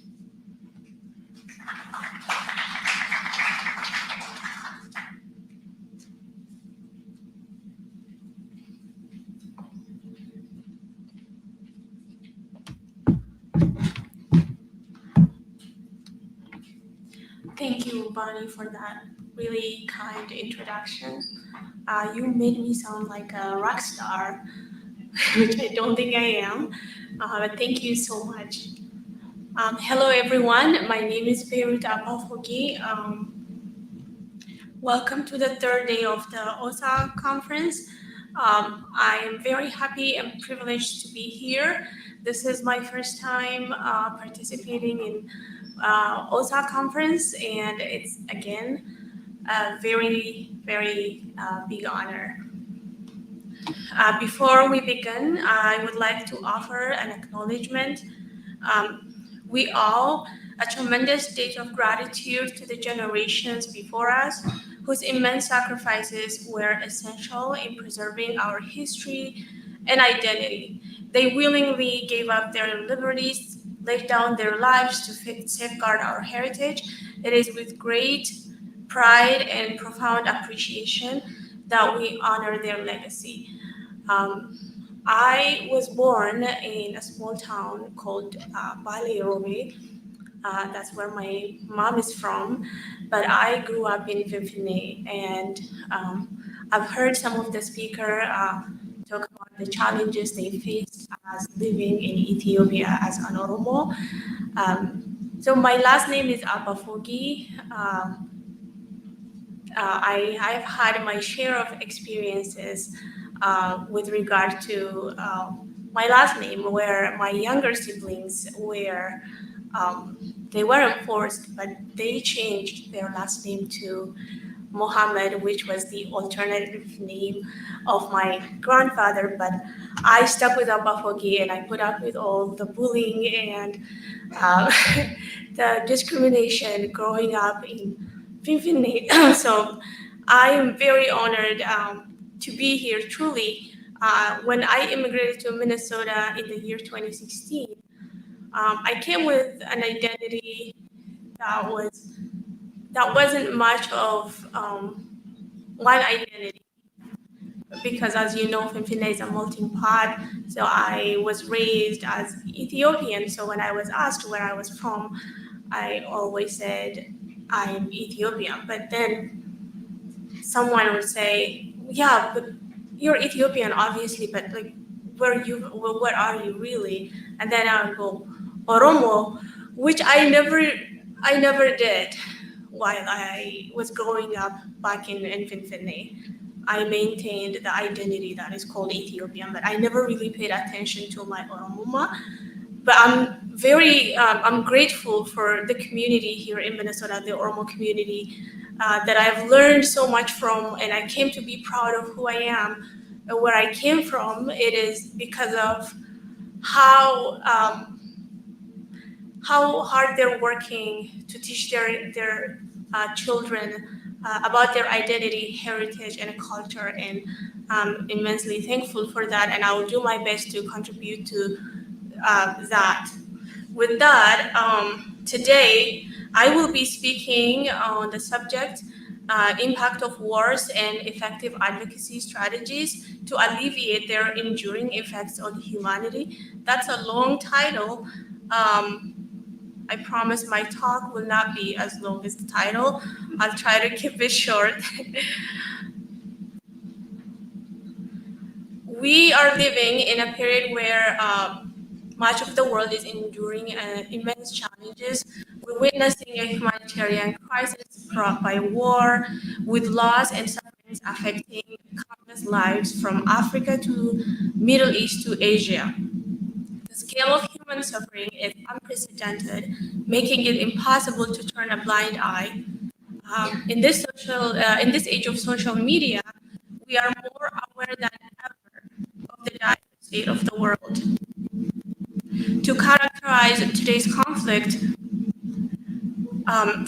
and violence is currently increasing, with many of today's involving non-state actors such as political militias, criminal organizations and groups. Dominant drivers of conflict include unresolved regional tensions, breakdowns in the rule of law, absent or co-opted state institutions, illicit economic gains, and resource scarcity exacerbated by climate change. Technological advances have also introduced new challenges, such as lethal autonomous weapons, attacks, and the weaponization of boats and drones. Additionally, the international cooperation is under strain, reducing the global capacity to prevent and resolve conflicts and violence in all its forms. I think it's true when I say that the current affair of the world seems to be worrying, in a sense that, which is why it's apparent that we, the diaspora communities, should be more involved, or we should be stakeholders in a country that we're living in. I will say more about that later on, about what our role should be in voicing our concerns and increasing our visibilities in our local governments. For now, I will focus on the characterization of the conflict in the Horn of Africa and its impact. It is a region marked by prolonged conflicts and instability. These conflicts have diverse origins, including ethnic, religious tensions, competition for resources, political power struggles, and external interventions. This conflict has had significant regional impacts, including massive displacement, humanitarian crisis, economic destabilization, and the proliferation of arms and militant groups.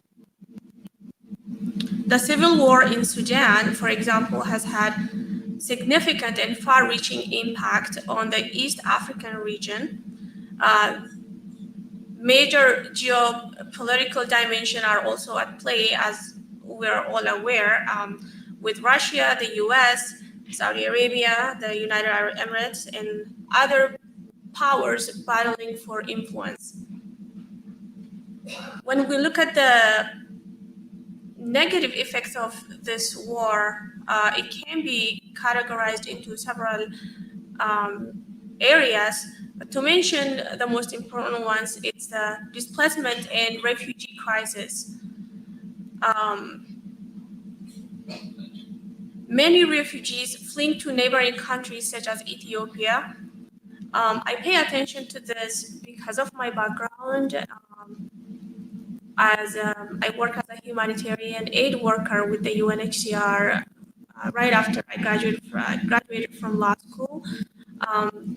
Some of the places I traveled to within Ethiopia were the Somali region, northern Ethiopia, the Tigray region, which was the host for the Eritrean refugees, and the Gambela region, which was hosting the South Sudanese refugees, as well as the Afar region, which was also a host to the Afar refugees from Eritrea. So I have had a first-hand experience of what war and conflicts would do to civilians who have no role whatsoever in the causes of these conflicts.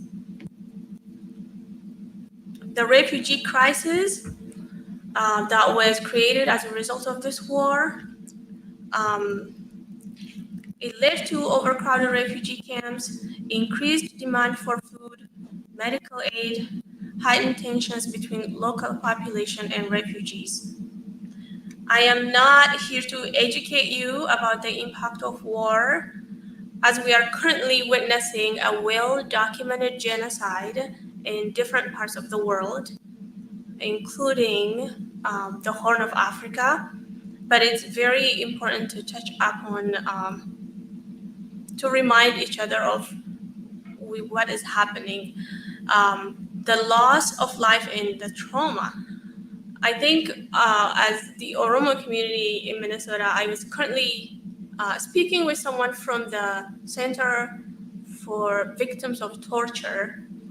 And that center is familiar with the Oromo community because they've had so many clients, Oromos, who fled their home due to persecution.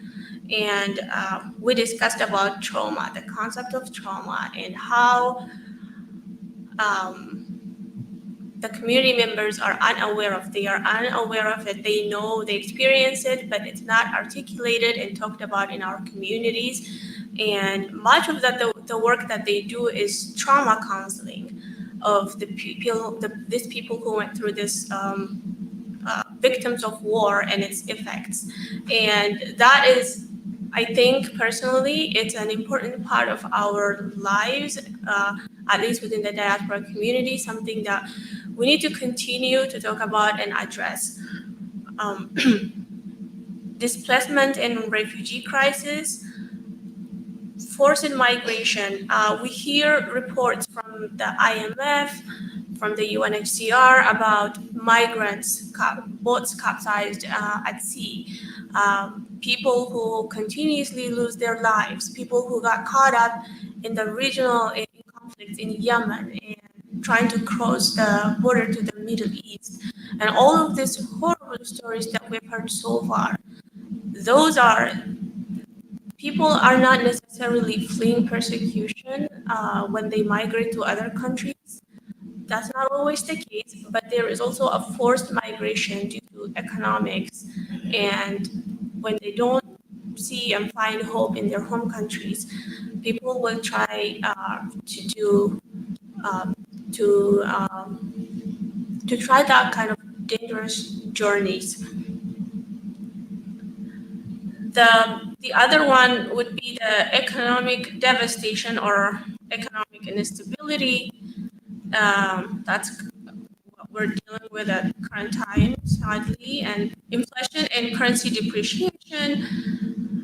While conflicts contribute to economic instability, including high inflation and depreciation of national currency, which affects the purchasing power of individuals and businesses. So these are some of the things that force people to leave their home and migrate to other countries. We can also mention infrastructure destruction, loss of economic opportunities within the country. So these are few of the points that I mentioned, the negative effects of war.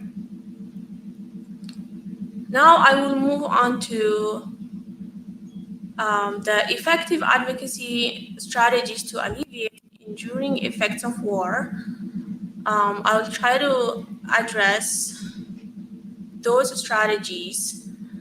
But before that, I want to highlight some factors that seem to exacerbate the negative effects of conflicts. To truly understand this time, I'm gonna say a little bit more about Ethiopia. To truly understand Ethiopia's localized insurgencies, we need to examine how the effectiveness and legitimacy of institutions influence governance and public perception, rather than attributing these conflicts to more causes. Localized insurgencies or uprisings by smaller groups within a specific regions have been recurring aspects of Ethiopia's recent history. These conflicts cannot be solely blamed on geographic misfortune, historical and cultural factors. We also have to delve deeper into how the capacity and legitimacy of institutions affect the relationship between the government and its citizens. In other words, ineffective leadership. So what do I mean by institutional capacity and legitimacy? Well, it refers to the ability of government bodies and organizations to effectively govern and provide services. Legitimacy involves the perception that these institutions are rightful and fair. The government, the effectiveness and credibility of these institutions are crucial in shaping how government interacts with and is perceived by the public. So the relationship between the state and the citizen is influenced by how well institutions function and how much they are trusted. Weak or illegitimate institutions can lead to dissatisfaction and unrest, fueling conflicts. Well, when I say this, I'm not ignoring the major causes of the conflict in Ethiopia, but I don't see this point mentioned a lot. I just wanted to highlight that the ineffectiveness of institutions and how dissatisfaction of the public could lead.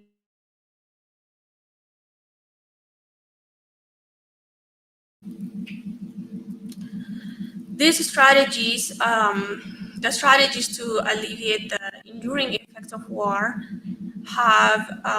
they involve a multifaceted approach that address immediate needs. I will focus on one of the strategies which is the most important in my view, which is policy, advocacy, and diplomacy. Policy, advocacy, and diplomacy are essential strategies for promoting peace and deterring conflict.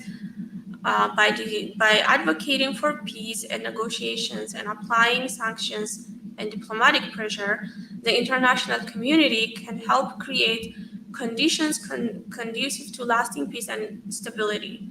These strategies required coordinated efforts, sustained engagement, and support of global institutions to be effective.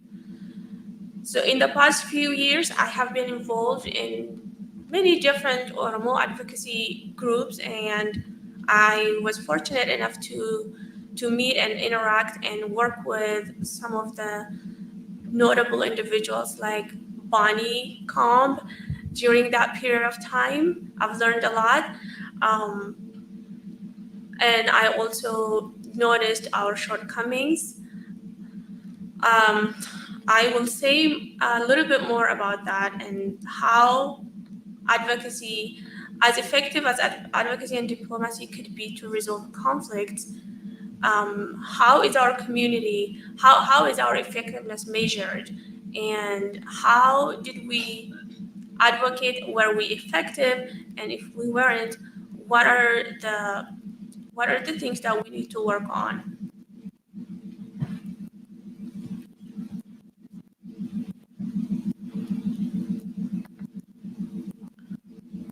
In 2020, after the big unrest in Ethiopia, here in Minnesota, the diaspora community created different advocacy groups. Among the many, I think I was involved in 3, and one of the things that I remember the most was how we all got together and tried to coordinate our advocacy efforts and how we tried to centralize all our efforts, combine them, because we thought that's how we were going to be effective and how we were going to be heard. So that effort was successful for a short period of time until it wasn't. We were able to reach one of the most powerful legislatures in Congress, from the Senate and the House. We were able to sit down with representatives from the State Department. We had recurring meetings, in fact, with staff from the State Department. That was because we weren't going in different directions.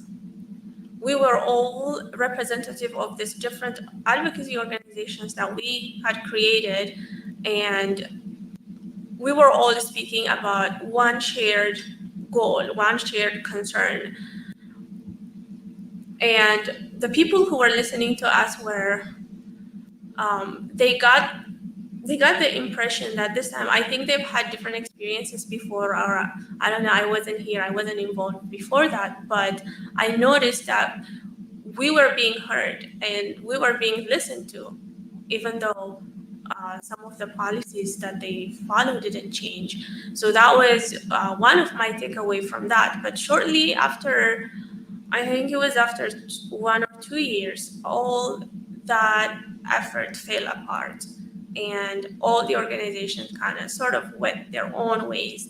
And now it has become challenging to bring everyone to that center due to different reasons, which I'm sure you all know why more than I do. But this is something that we need to continue to talk about. And also we need to continue making that effort to bring all these advocacy organizations, the Oromo advocacy organization, together. So to address this complex and multifaceted conflicts in the Horn of Africa, or in Ethiopia or Oromia, we said one of the effective tools or strategies is advocacy and diplomacy. What do we mean by that? Promoting inclusive peace negotiations. This includes engaging all the stakeholders, facilitating dialogues, and there is something called track to diplomacy. I think track to diplomacy is important It is to engage unofficial, informal negotiations conducted by non-governmental actors, such as academics like yourselves, retired diplomats, and civil society leaders. This can help to break the deadlocks and explore creative solutions outside of formal diplomatic channels. I'm not saying we should not be trying the formal diplomatic route, but with the current state of the people, track 2 diplomacy would be, again, in my opinion, it would be the most effective one. The other one is strengthening regional and international cooperation. This is simply leveraging our connection with the African Union, Intergovernmental Authority, and other regional bodies to coordinate peace efforts and provide a platform for dialogue. International support, and this is also important because it's being backed by major international players such as the US, the European Union, and China to lend their diplomatic weight to peace initiatives and ensure sustained international attention on conflicts. The other option would be peacekeeping missions.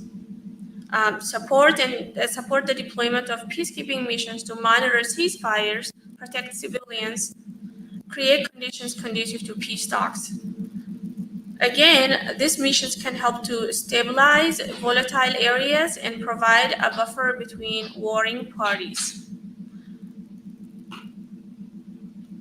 The other point would be implementing targeted sanctions and diplomatic pressures. These are all interrelated.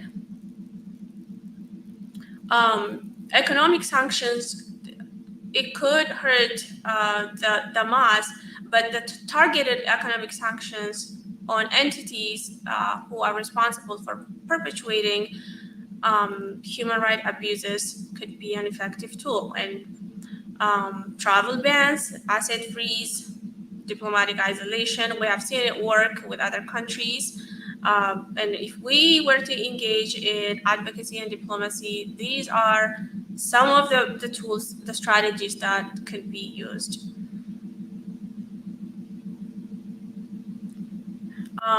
We also have to utilize media and public awareness campaigns, media advocacy, public diplomacy is also the other important tool.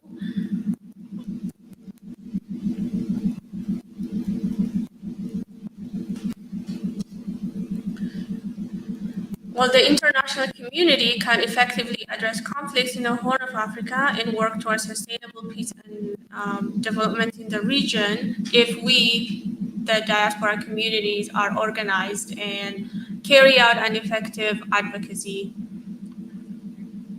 Before I end my talk, I have a point that I would like to make. It's often believed that the diaspora community is the problem in exasperating, I wouldn't say conflicts, but problems in their home countries. But that's not always true. In the state where we live in Minnesota, we have a significant number of Somali communities, and then Oromos are the second largest. And one of the things that I experienced recently was due to the memorandum of understanding that was signed between the Ethiopian government and the Somaliland.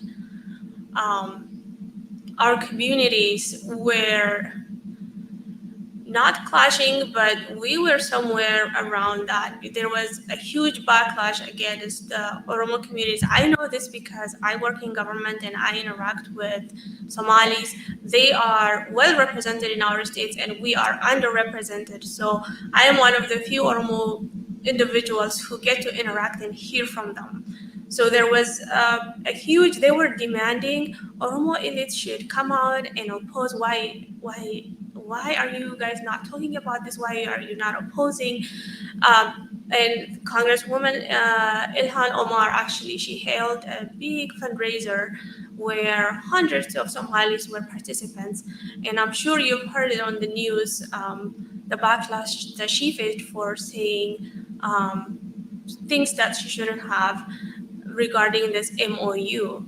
So me being an Oromo in a Somali space in the state of Minnesota, I was challenged. So the point I'm trying to make is policies that are made in Africa, in the Horn of Africa, in Ethiopia or Somalia, have negative impact on relationships here within the diaspora communities. And I don't think that is talked about because it's always the other way around. So that's the point that I was trying to make earlier when I talked about policies. With that, I will end my talk, but I will open the floor to questions. I don't know if there is a Q&A session, but I think we have time.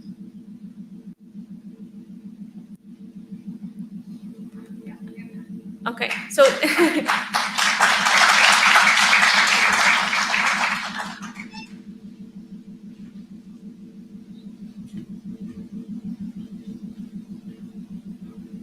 if anyone has any point to add or questions.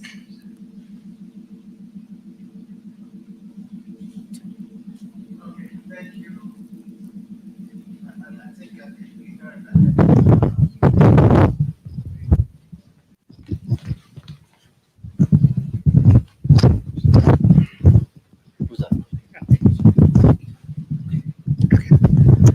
Thank you, Beirut, for your presentation. And I'd like you to just say a few words of the different coalition of advocacy groups and also how you coordinate your efforts among the different coalitions of advocacy group.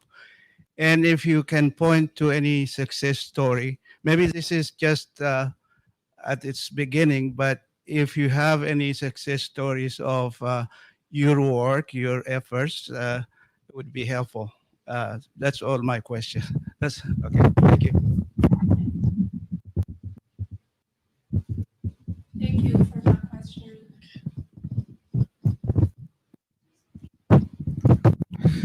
Okay, thank you very much.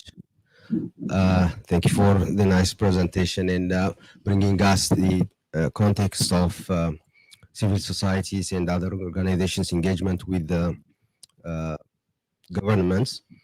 My question revolves around the interaction civil societies have in the diaspora with the people on the ground, like in the Horn of Africa and Ethiopia in particular, those communities that have been affected by the government and other situations. So what kind of challenges do you face in obtaining real data from the ground, because there is a problem of distance and issues related to reliability of information? So how do you sift what is really happening on the ground and what is, just a propaganda? Because a lot of things are presented as a propaganda, maybe mainly from the government, and suffocating the real reality on the ground, that what's happening on the society. So what are the challenges you are facing and how you are trying to overcome them? Thank you.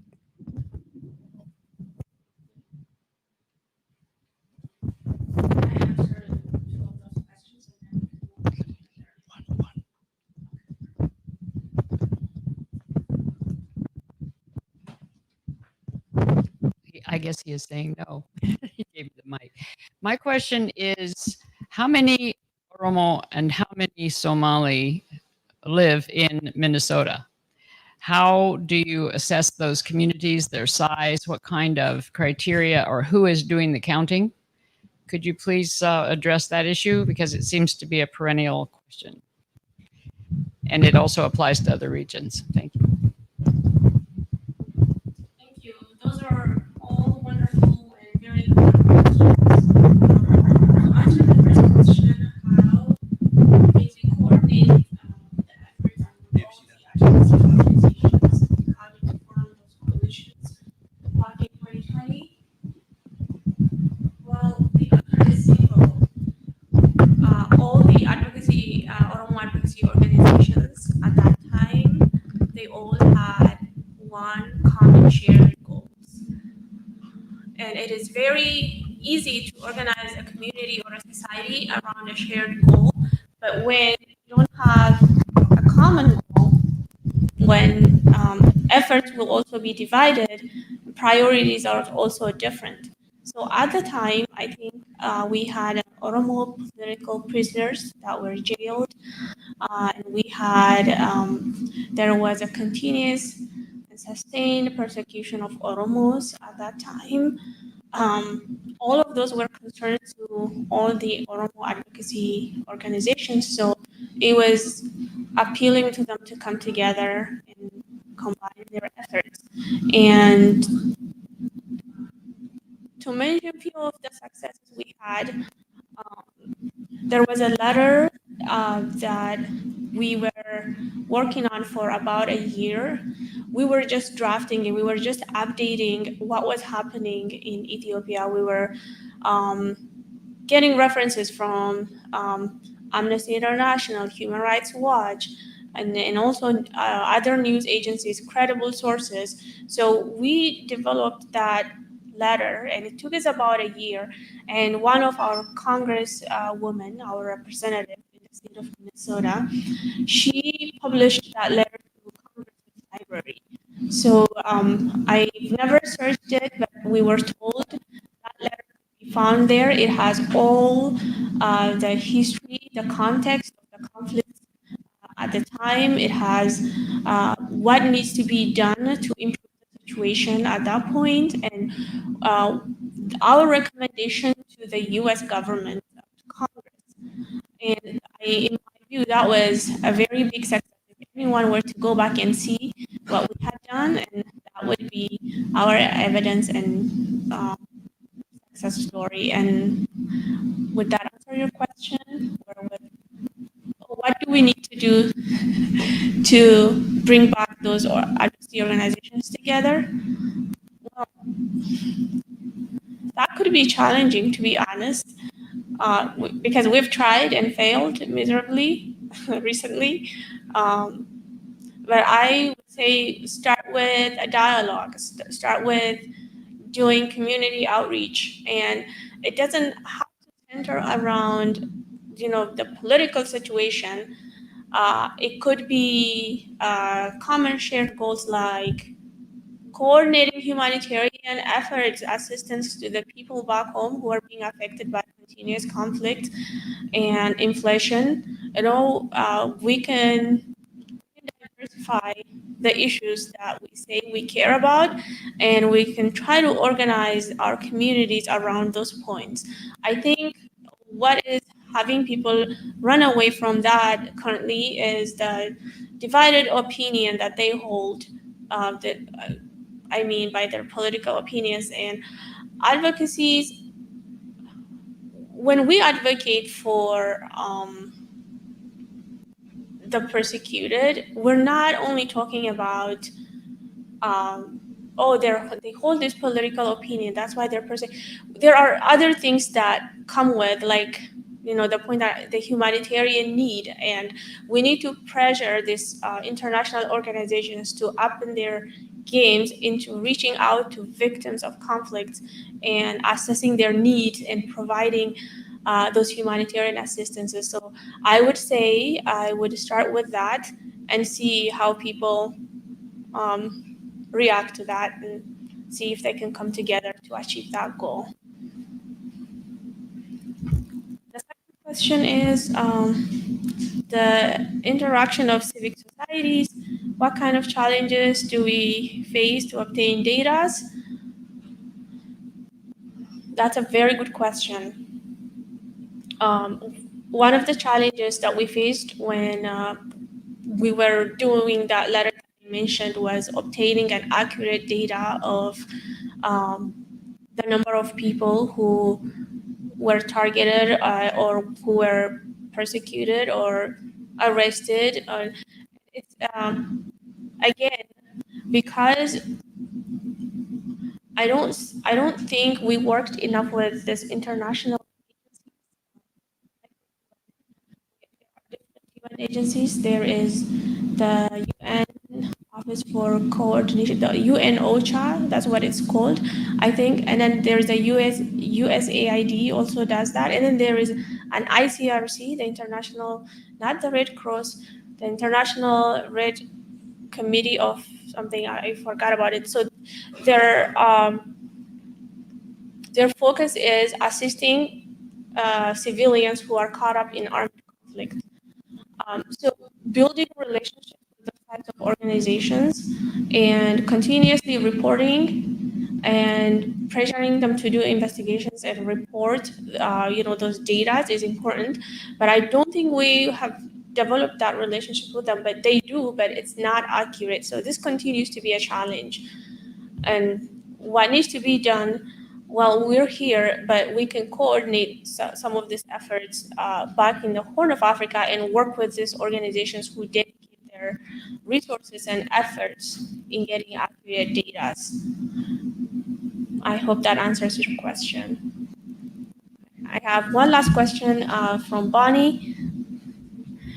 How many Oromos and Somali diasporas reside in the state of Minnesota? Sadly,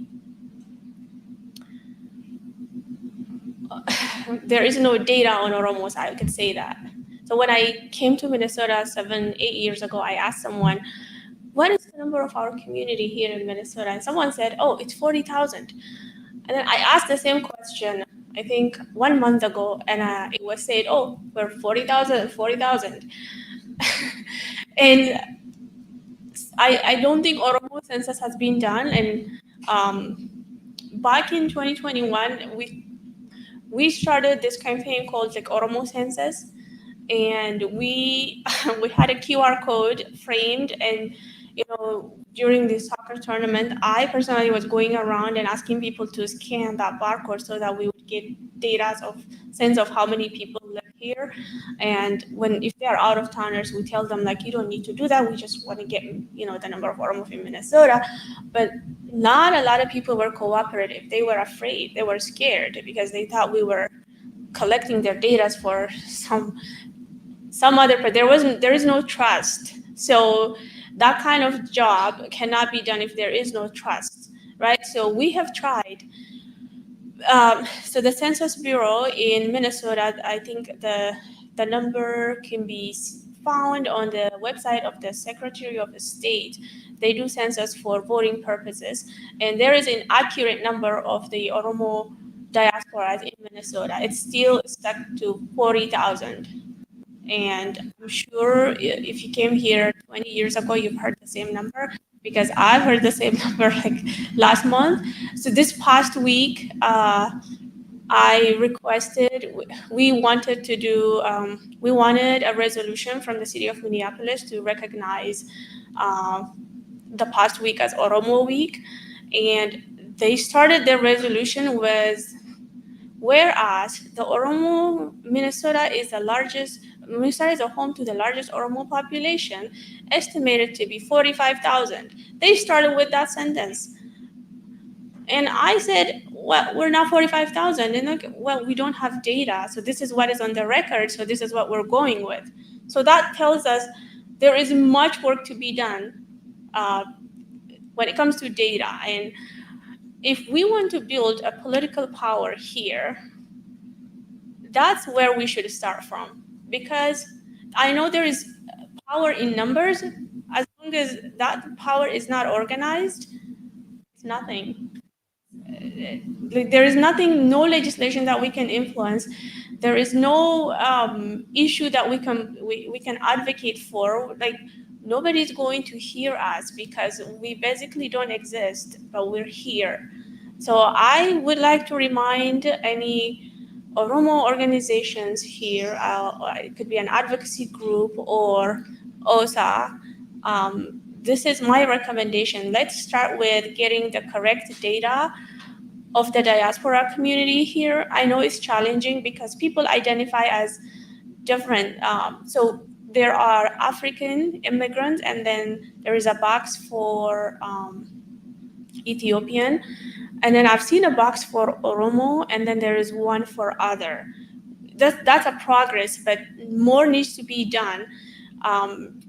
When the state they do their censuses every 10 years.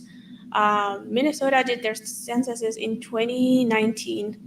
I think that was 2019. So a lot of also individuals identify as different. So it's hard to get accurate data even from the Census Bureau. So we need to do our own census in the state to get a sense of how many of us reside here and to highlight our contribution to the state's economy. And you know, it's a vibrant state because we're here. So we're assets. As to the Somali community, I don't think they have that problem because they're well represented. So we're hiding under the shadow of the Somali community here. We're referred as East Africans. So wherever I go, if I were to participate in some event, I am referred as East Africans if it's along with the Somali community. And while working at the city of Minneapolis, the city has funding for the minority communities to provide a culturally specific services. For example, the opioid crisis, or notably the opioid crisis. So the Somali community is hard hit by this epidemic, right? So millions of dollars pour into the Somali community, and they're all called a culturally specific outreach or recovery.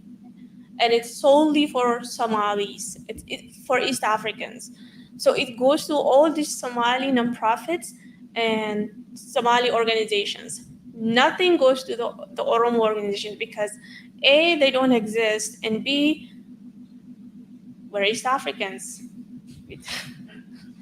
So I have seen how much we're losing and how much we could have been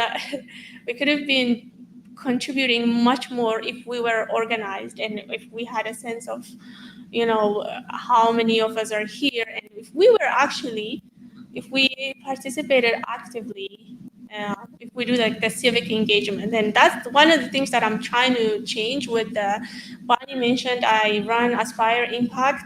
It's a consultancy agency or consultancy firm, I would say. I just started it, and community engagement is one of the things that I would like to do, and the points that I just talked about are some of the things that I would like to try or attempt to do.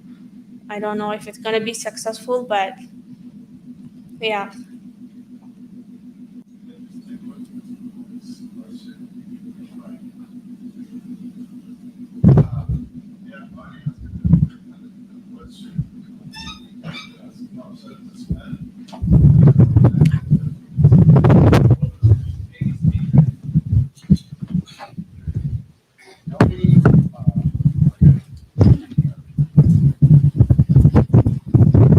I think not only in Minnesota, but in other parts of the United States as well.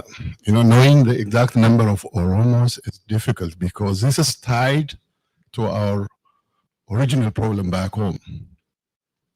We arrive as Ethiopians. We arrive as Ethiopians through different channels. Some of us came and sought a political asylum. Some of us came as refugees from refugee camps. Some of us came through visa DV lottery, and so on. So we come as Ethiopians. When we enter into the country, we are registered.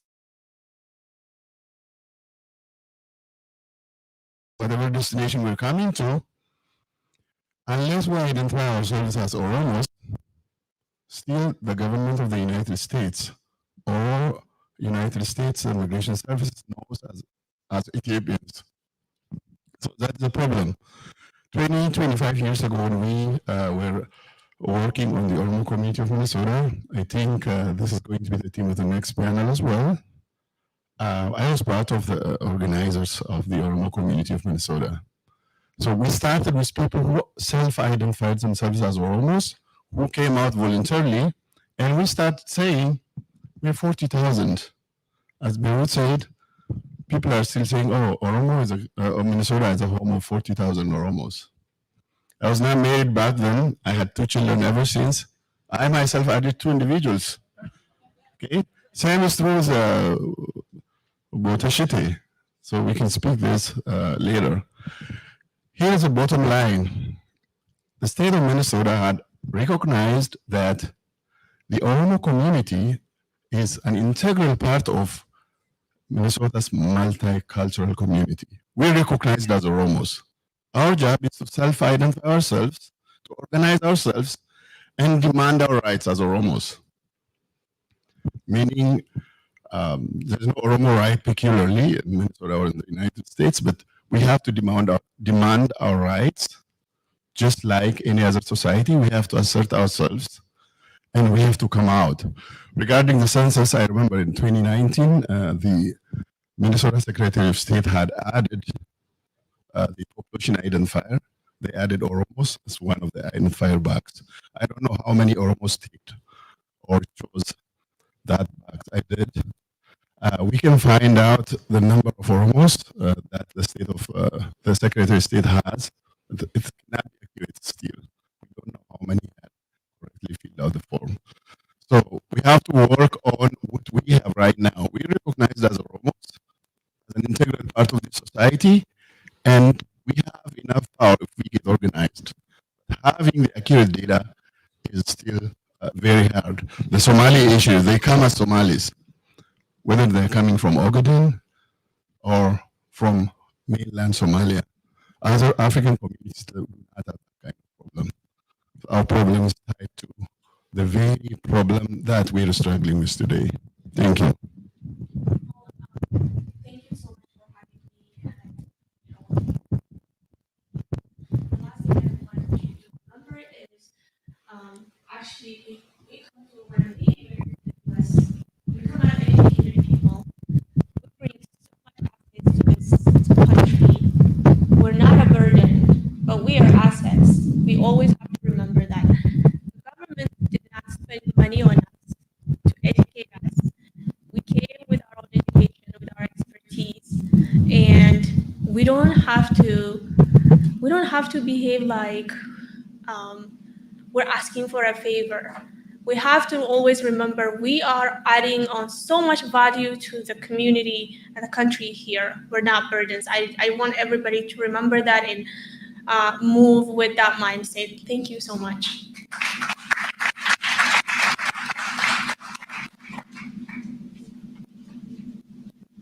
Thank you so much to our featured speaker. So we will be taking about a 5-minute break. So people that need to use the bathroom, go do that. And then we'll start the next panel after that.